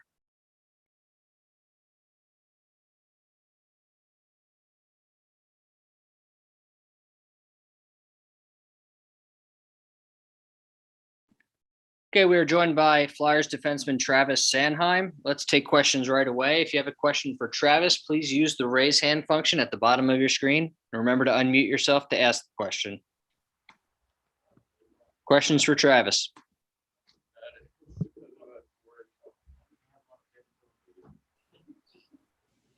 Brandon Summerman, you're on with Travis. Go ahead. Hey, Travis. The PK is something that was pretty much an issue all season. You got your time this year on it as well. And Sean mentioned that a couple of guys that were here last year, Pitlick, Thompson, Grant, were playing that role. And a lot of the younger guys were asked to play a more advanced role and playing different positions they weren't necessarily playing in last year. Do you feel like that had an impact on the penalty kill and why it struggled just a little bit this year? Yeah, I mean, maybe you got some new faces, new guys learning new roles, and yeah, at the end of the day, there's too many breakdowns, too many goals against, and that's on everyone. That's on the PKers, the goaltender, the coaching staff, and obviously we need to figure that out going into next season. And at the end of the day, it comes down to willingness of wanting to kill the penalty and wanting to block the shot, wanting to sacrifice yourself. So it's something that we're going to need next season. Ariel Melendez, you're on with Travis. Go ahead. Hey, Travis, kind of looking more general, aside from just the penalty kill, you personally, you did have a bigger role on this team. You had some time, I believe, up with Provy on the top role. How do you think you were able to kind of adapt to the different situations you were put in? And do you feel there are some specific areas maybe for you to look for improvement for next season? Yeah, obviously you don't make the playoffs. I think everyone's got to improve. Everyone needs to be better. So a lot of areas that I'm going to work on this summer and continue to try to grow my game, try to get better at various areas of my game. And I think I had pretty good start, pretty consistent for the first couple months, and obviously COVID hit there, and as a group we got a little bit uneven through the middle. March wasn't a good month, and wasn't a good month for me as well. So obviously there's challenges along the way, and every team, every player handles them differently. So those are good experiences for me and something that I'll learn from them. And just got to be better going into next season. So obviously I played with a lot of different partners this season, so that was a new challenge for me. And played the left, played the right, played PK, played a little bit of power play. So a lot of different roles for me, and something that I can grow on. Charlie O'Connor, you're on with Travis. Go ahead. Hey, Travis, you mentioned March, and, in March, obviously it was, the team-wide struggle, but your pairing with FLYERS seemed to struggle a lot, especially. And that's a pair that's worked well in the past. It worked well last season, worked well in the playoffs. What went wrong with that duo, particularly in March? Why weren't you guys able to replicate how you'd succeeded together in the past? I think me and Phil had good stretches, had good games. So, obviously you can look at the Rangers game and a couple others where you're minus, but saying that there's it's a team effort, and a lot of other areas that were issues as well. So obviously we both want to be better. We want to play together. We want to succeed. So I can't pinpoint one area, but I wouldn't necessarily say that it was all bad. Jordan Hall, you're on with Travis. Go ahead. Hey, Travis, you brought up March and how that was obviously a really tough month for the team. Were there unique mental challenges in this season where when you're going through a tough month, it's a little more difficult to maybe get away from hockey and not think about it as much? For sure. Obviously, like you said, we went through that spell with COVID. Went to Lake Tahoe, which was another stressful trip where you're, you got a long flight both ways, and you're only there for for a day and a half to play a game and come right back, and you got to jump right back into a full schedule again. So, there's a lot of areas that were stressful in our group, and me going -6 against New York, to be able to mentally come back the next night and play against the Islanders, and that's challenging, and that was a good experience for me, honestly.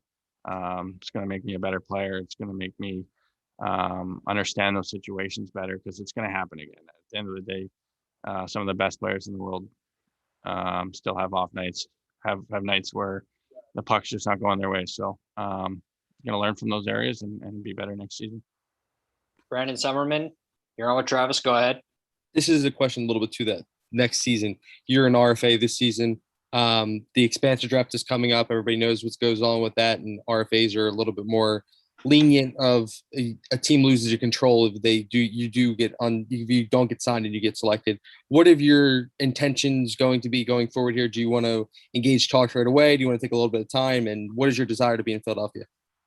Yeah, obviously I want to stay in Philly. I love the city, love the group, the team, and the coaching staff. So hopefully we can get something done here sooner than later. And I'm sure we'll start talking in the next coming weeks as things start to settle down, and not too worried or focused on the expansion draft. It'll be what it'll be, and more worried about staying here in Philly and what we got going on here. Okay, thanks, Travis. Thank you.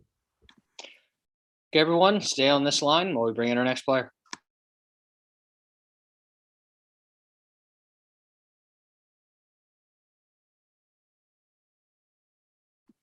All right, we're joined by Flyers forward Nolan Patrick. As a reminder, please use the raise hand feature at the bottom of your screen if you wish to ask Nolan a question. Please remember to unmute yourself to ask your question. So let's get started. Ariel Melendez, you're on with Nolan. Go ahead. Hey, Nolan. Obviously, I don't think it's really an understatement to say this was probably a tough season for you, especially coming back after not having played for that year.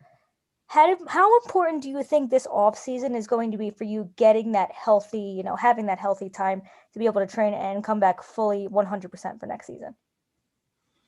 Yeah, it'll be the most important offseason of my life for sure. The last couple of years were tough, so I'm looking forward to having a healthy summer training. Sam Carchidi, you're on with Nolan. Go ahead. Yeah, Nolan, can you talk about how difficult it was to play this year without really having a camp, especially after all you went through, and how did you think you adjusted this year as the season went on? Yeah, it was really hard. I felt like I came in behind the 8 ball for sure, and struggling to find my game, and clearly didn't adjust great and get back to the top of my game quick, and it showed. Sam, did you have a follow-up? Yeah. What will you do differently this offseason that maybe you couldn't do last year? I don't know what your limitations were last year because of health reasons.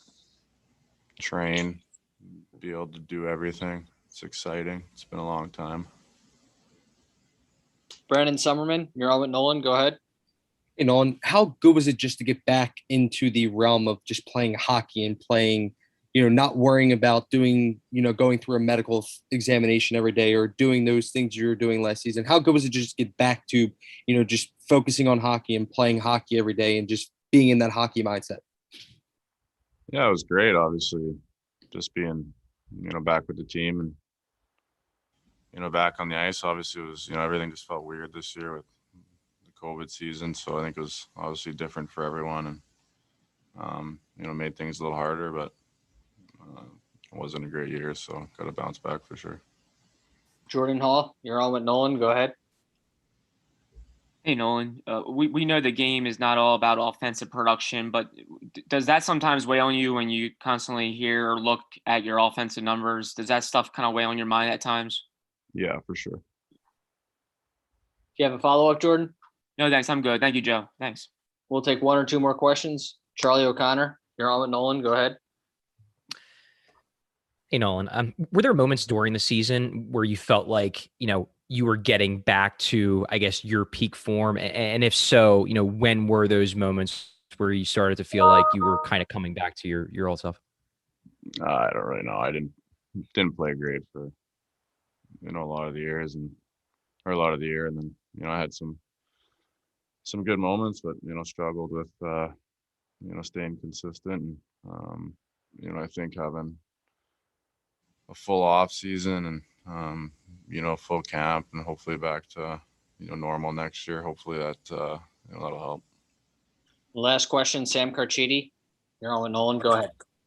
Yeah, because of the migraine issues last year, did you find that you were leery to go into contact areas that maybe you would go into before? Maybe a little bit at the start. I think when you're dealing with an injury for that long, it's kind of always on your mind a little bit. So at the start of the year, I was thinking about it quite a bit and probably affected my play a little bit, but back to 100% health now. So it's nice. Okay. Thanks, Nolan. Thank you. Everyone stay on this line while we bring in our next player.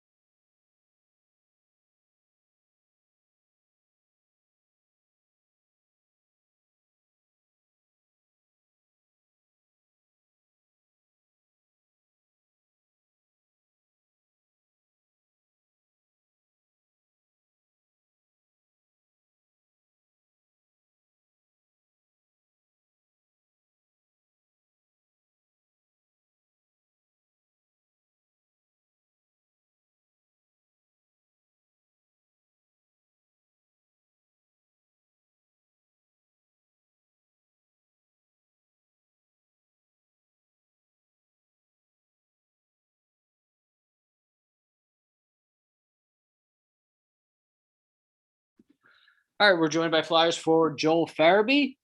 Again, as a reminder, please use the raise hand feature at the bottom of your screen if you wish to ask Joel a question. Remember to unmute yourself to ask the question. So let's get started right away. Questions for Joel? Anthony Sanfilippo, you're on with Joel. Go ahead.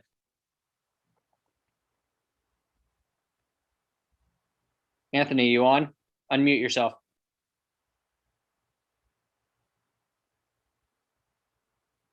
Anthony, you with us? We'll come back to you.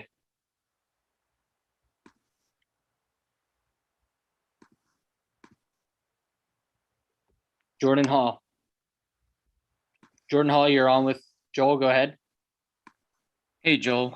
After getting that, taste of NHL success, that the kind of success that you did, how much does that fuel you for this off season? And will you go back home to New York in the off season? Yeah, definitely. Yeah, I plan to work on Syracuse, skate there like I normally do. So should be set up for a pretty good summer. After I think after this year for me, I think I have a good grasp on some things I need to work on. Yeah, I'm excited. Definitely going to try and get a little bit stronger, a little bit bigger this summer, like I did last year, and just keep trying to get better. Adam Kimmelman, you're on with Joel. Go ahead.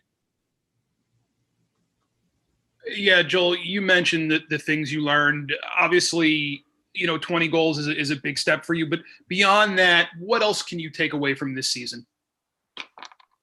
Yeah, I think I figured out a lot about my game, in the NHL, and the things I need to do to be consistent and be good. Definitely think I found a lot of confidence this year, so hopefully I can just build on that. I think for me, one of the big things I want to focus on is just keeping it consistent.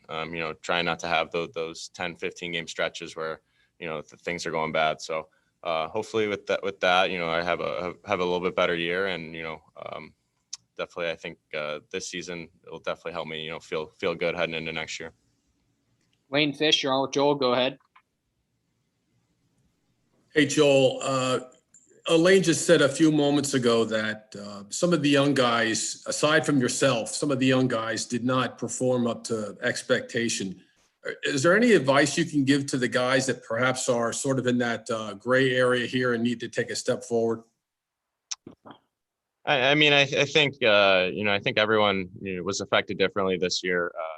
It's a tough year, and I can speak from experience when things aren't going great. Sometimes it can be really hard to find your game and stuff like that. So I have a lot of faith in my teammates here. I think we have a really good group. We'll have a lot of good young guys. So I think this summer will be really useful. It's kind of a normal summer, and we'll be heading into a more normal camp and a more normal season. So hopefully with that, guys are ready, and I'm pretty confident that all the young guys are going to take a step forward next year. Charlie O'Connor, you're on with Joel. Go ahead. Hey, Joel. Yeah, kind of as a follow-up to that question, why do you think you were sort of able to avoid that? Chuck said that you were pretty much the only young guy who didn't either plateau or take a step back this year. Why were you able to sort of avoid that pitfall when so many of your young teammates weren't able to? Yeah, I don't know if there's one thing that makes a difference, but like I said, I think I came into this year, I felt really confident about my game, and I tried to just continue that throughout the season. So tried to make plays, not do too much, but also try and play with the puck and not get rid of it too much. So like I said earlier, I think this summer is going to be really big for a lot of guys, and we're gonna need a big summer for our team to have success next year. We'll do a few more questions. Ariel Melendez, you're on with Joel. Go ahead. Hey, Joel, kind of keeping it on kind of the younger players. This team obviously had a lot of young guys come in this season, and is, I think, a pretty young team, but you obviously have those kind of veterans in the room as well. What is the dynamic like when you kind of have that mix of both young and both veteran? And do you think, maybe some guys obviously learn a little bit differently. Do you think, I guess kind of the question is, what is the dynamic like when you have the mix like that?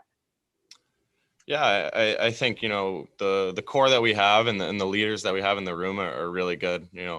I think, Jake, G, Coots, they're just such great leaders. They really push all the young guys every day. So I know the season obviously didn't go the way we expected, but I think the leadership's there, and I think we're working hard, we're working smart, and I'm really confident that next year we're really going to figure things out. I know that we have such a good team here and such a good group of guys. So and you saw glimpses of it, a little bit this year when we got rolling. It was, we were a tough team to beat. So hopefully we can keep that momentum and kick it off early and keep it throughout next year.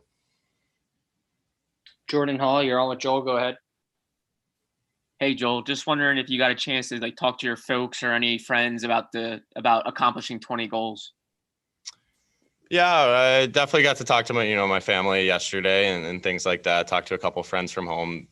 I just think it's really cool. I never really expected, a season like this. I had high expectations for myself, but, I never thought about scoring 20 goals this year. So definitely happy with that. And, I have a lot of great support, from friends and family. So that's really nice.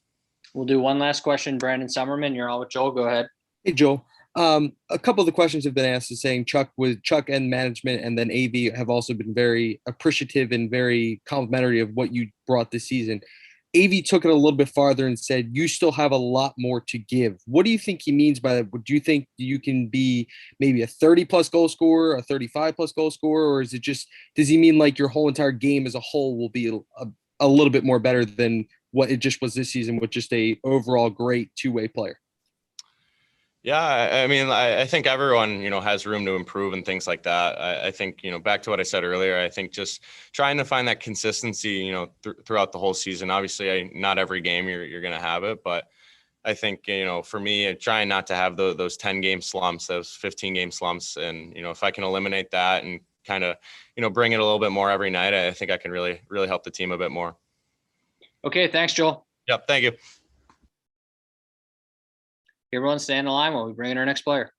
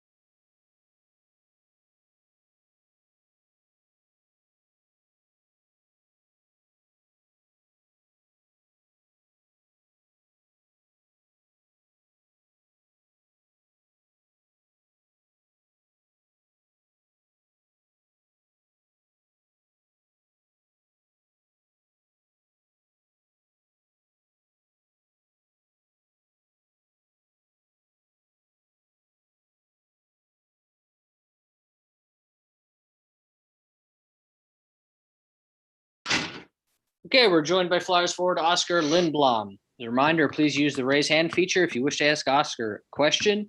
Remember to unmute yourself to ask the question. So let's get started. Ariel Melendez, you're on with Oscar. Go ahead. Hey, Oscar. Haig is obviously one of the guys that you're closest with on the team, and he was kind of really there for you when everything began for you. And he mentioned it was really a pleasure to have you back this season. It was really great to have you back in the locker room. Just how important has maybe he been to you, especially throughout this season? I mean, he's been there like even before everything happened with my sickness and all that. Since I got here, the first time, he's been always been there for me and helped me a lot with like stuff you don't think about outside the rink. Helped me get around and all that. So it's been a big part of the start of my career here. So I mean, I can't thank him enough for what he's done for me, and as well his girlfriend Clara has been there a lot for me too. So they're great persons and unbelievable friends for me. Charlie O'Connor, you're on with Oscar. Go ahead. Hey, Oscar. Obviously, coming into the season, it was going to be a challenge for you to get back to where you were physically, before everything you went through. How much harder, even beyond that, was it given the relentless schedule, especially in March and April after you guys had the COVID pause? And how close do you think you got physically to where you were, before cancer? Yeah, I mean, that schedule will help because I felt like the recovery part was a big part that I was struggling with. And I mean, I felt better in the end, but I still feel I have a lot more to give. And I feel great. Actually, feel great to get back to work this summer, and I'm excited for that because I know what I can do out there. And when I'm in good shape, I know I can play good in this league. So, I mean, it's been a tough year, both like you said, physically and mentally. So it's gonna be nice to recover here and get back in shape I once were. Brandon Summerman, you're on with Oscar. Go ahead. Hey, Oscar.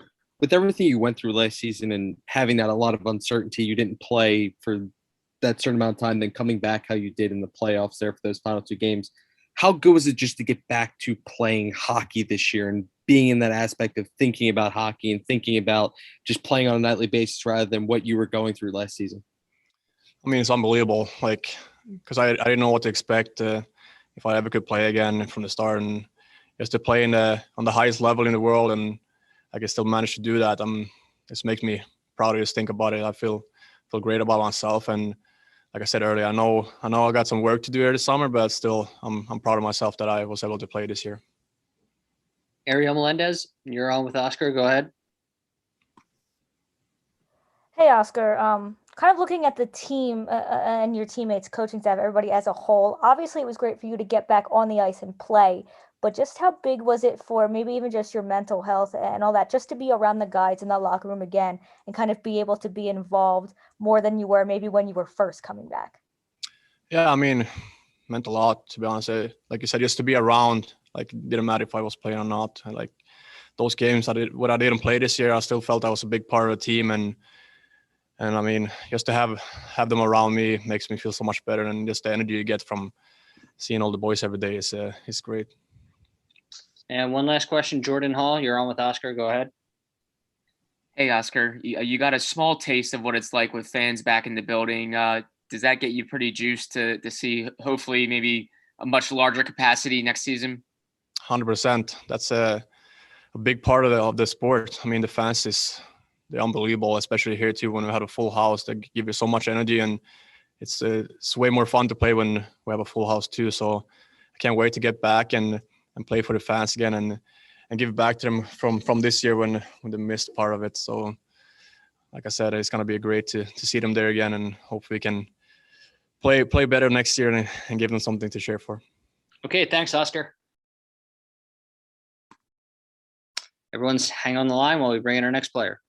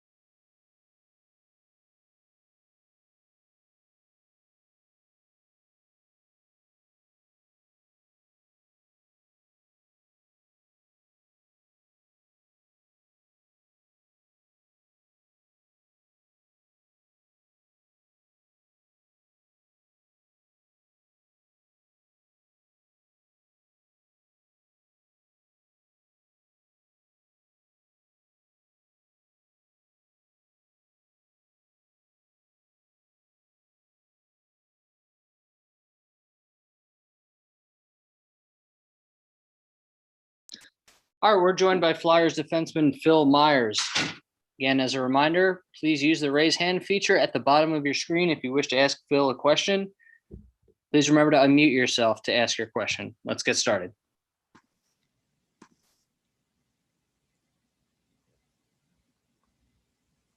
Ariel Melendez, you're on with Phil. Go ahead. Hey, Phil.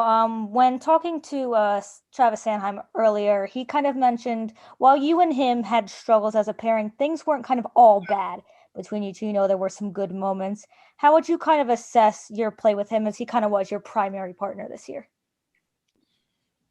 Yeah. I mean, obviously, it's disappointing we're not making the playoffs, and season didn't go as planned. But there was some good things, and all we got to do is kind of build off that, and hit the reset button this summer, and have a good summer training, and come back ready to go for camp. So I think that's all you can do.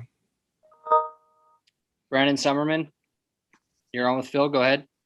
Hey, Phil, you were injured pretty on early in the season. Was it hard to really get engaged with the season after having limited training camp, only about 10 days of training camp with no games, and then just being injured right off the bat, that you didn't really have any time to get really to your game like you did last season? Maybe a little bit, but at the same time, everybody's in the same situation. So, that's not really an excuse. Jordan Hall, you're on with Phil. Go ahead. Hey, Phil. I asked Travis about this. Just in the world of COVID, when you're going through a struggling stretch as a player, was it a mental challenge or a more challenging mentally to kind of get away from the game and maybe not think about it as much? Yeah, definitely a little bit. You can't do what you usually do. Days off, days when you don't play. So it's a little bit more of a mental grind, and just gotta learn from it and move on, and like I said, hit the reset button this summer and come back ready to go next year. We'll take one or two more questions before switching to any questions in French, if there are any. Brandon Summerman, you're on with Phil. Go ahead. Hey, Phil. A couple of the guys have shared their experiences on how last year's training was, and you said, I'm not saying the injury was there, but Sean said that he had to pay for a full rink by himself, and Travis said he couldn't even get to a gym. Konecny said he couldn't even get to a gym until later on in the season. Do you feel like that will be an impactful now that you can actually get back to your normalness, and a lot of guys are very excited for that? Do you think that's a little thing to look forward to, that you can get back to normal a little bit this offseason? Definitely. For a while last summer, I had to work out from my house, and we didn't really have the ice time we usually do. So it's I'm just looking forward to seeing my family and friends this summer. Forget about it for a while, and like I said, just hit the reset button, reset mentally, and obviously get back in shape there, and gain some of my jump back for next year. So I'm looking forward to the summer, and I'm obviously really disappointed we didn't make the playoffs, and I got a lot of motivation this summer, and I'm gonna put the time in, and I'm gonna be chomping at the bit for training camp next year. Jordan Hall, you're on with Phil. Go ahead. Hey, Phil, I know you had the rib injury earlier in the season, but just wondering if you'd be able to disclose if you had any other injuries throughout the year. Yeah, I had that, and I had an AC joint sprain at one point there too. And that's it. All right, we'll take one or two questions in French if there are any. Francois, are you on? Yes, I'm there. Salut Philippe. Salut. Dis-moi, j'ai une question comme en deux parties là, parce qu'on a juste le droit à une question. Dis-moi, comment tu évalues ta saison que tu viens d'avoir? Puis, c'est quoi les correctifs que tu dois faire? Parce que tu parles beaucoup de peser sur le bouton du reset. Là. Comment tu vas être capable de faire ce reset-là pour être capable de devenir meilleur puis rebondir pour la prochaine saison? Est-ce que cette saison-là est à la hauteur de tes attentes? Non, c'est décevant de ne pas avoir fait les séries. Fait que c'était ça le but le but de notre équipe, c'est de gagner la Coupe Stanley. Puis, je pense qu'on a bien commencé l'année, mais durant le mois de mars, ça allait pas bien pour tout le monde. Puis,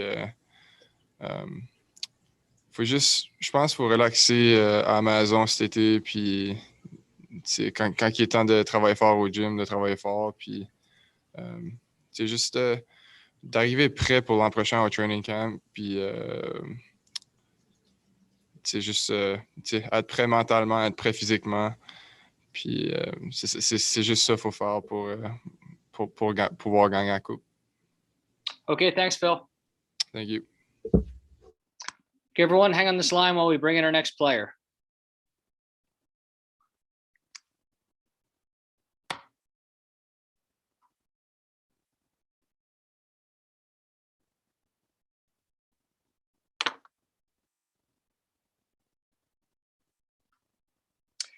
All right, we are joined by Flyers goaltender Carter Hart.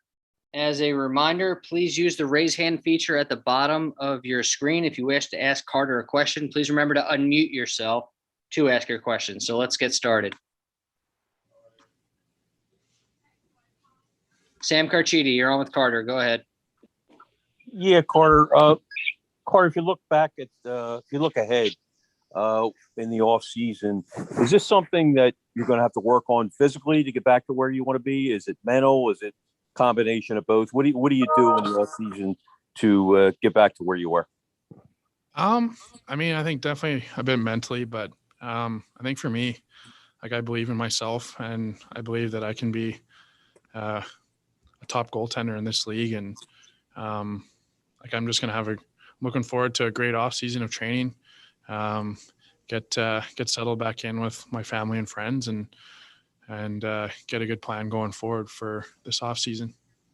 Sam, did you have a follow-up?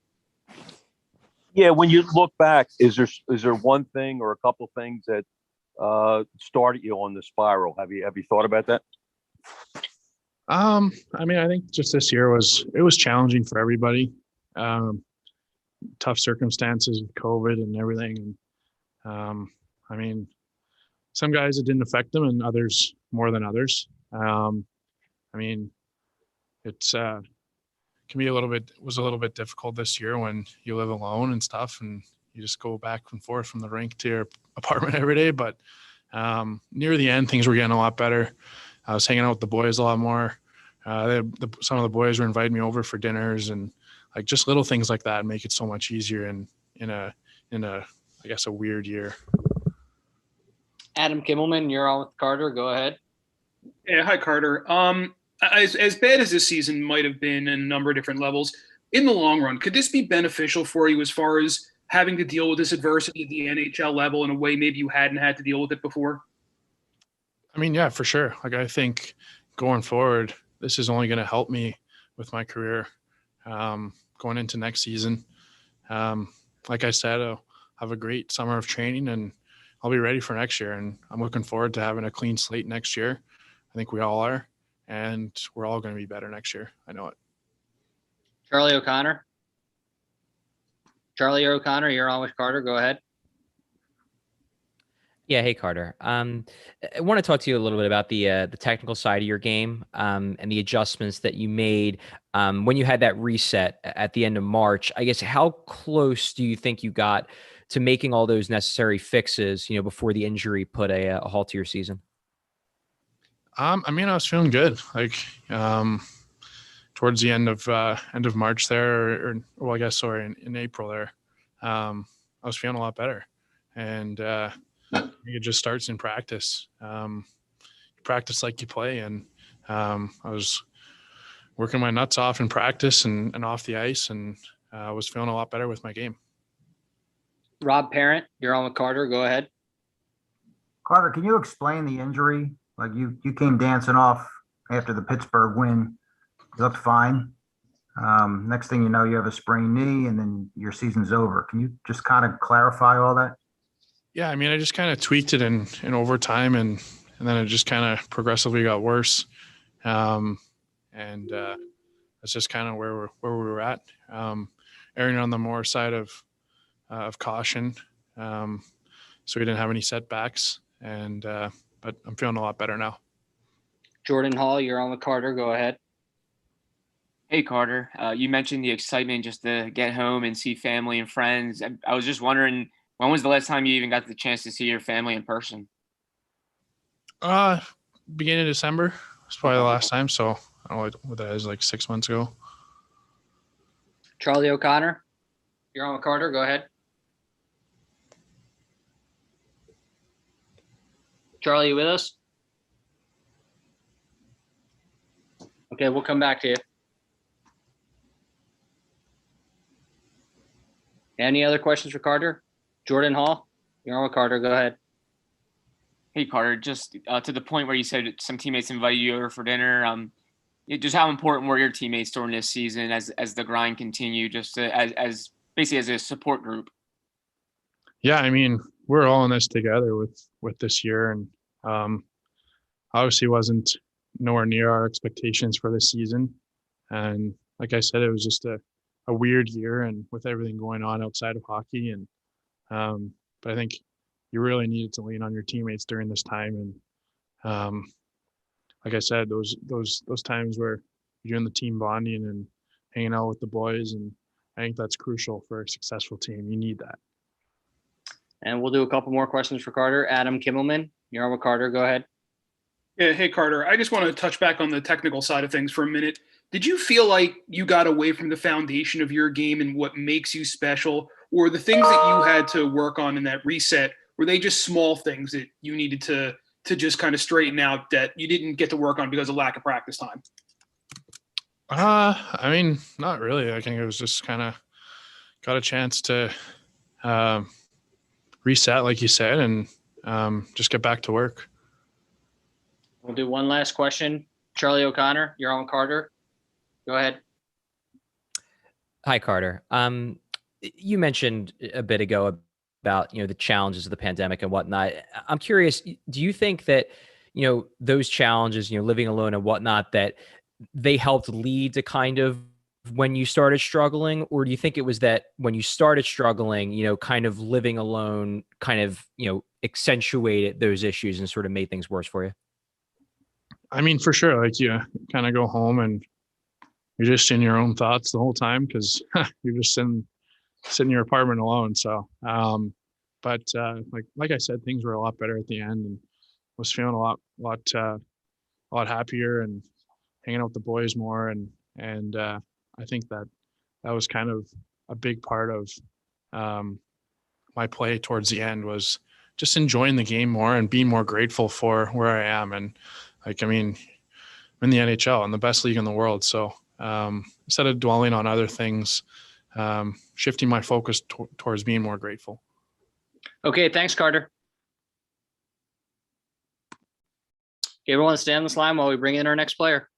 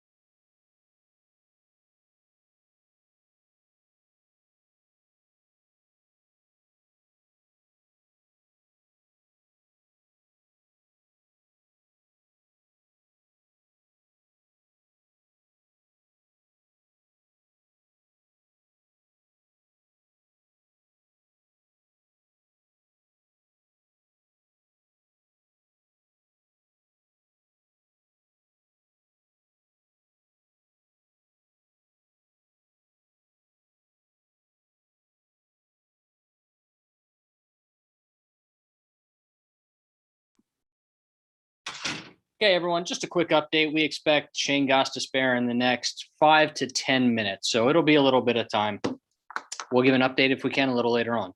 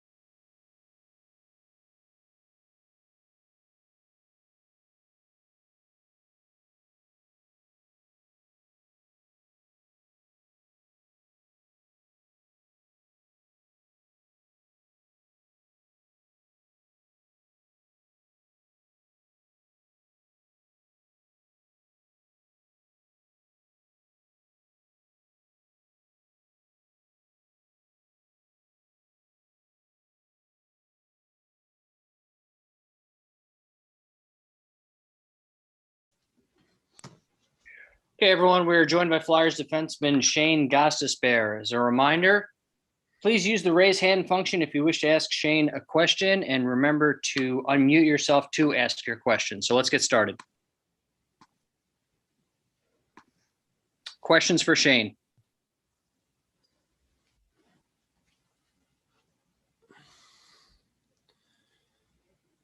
Ariel Melendez, you're on with Shane. Go ahead. Hey Shane, this has obviously been kind of a difficult season for you. You know, you dealt with a couple different things, whether it was kind of being in and out of the lineup, the suspension, kind of getting waived and all that.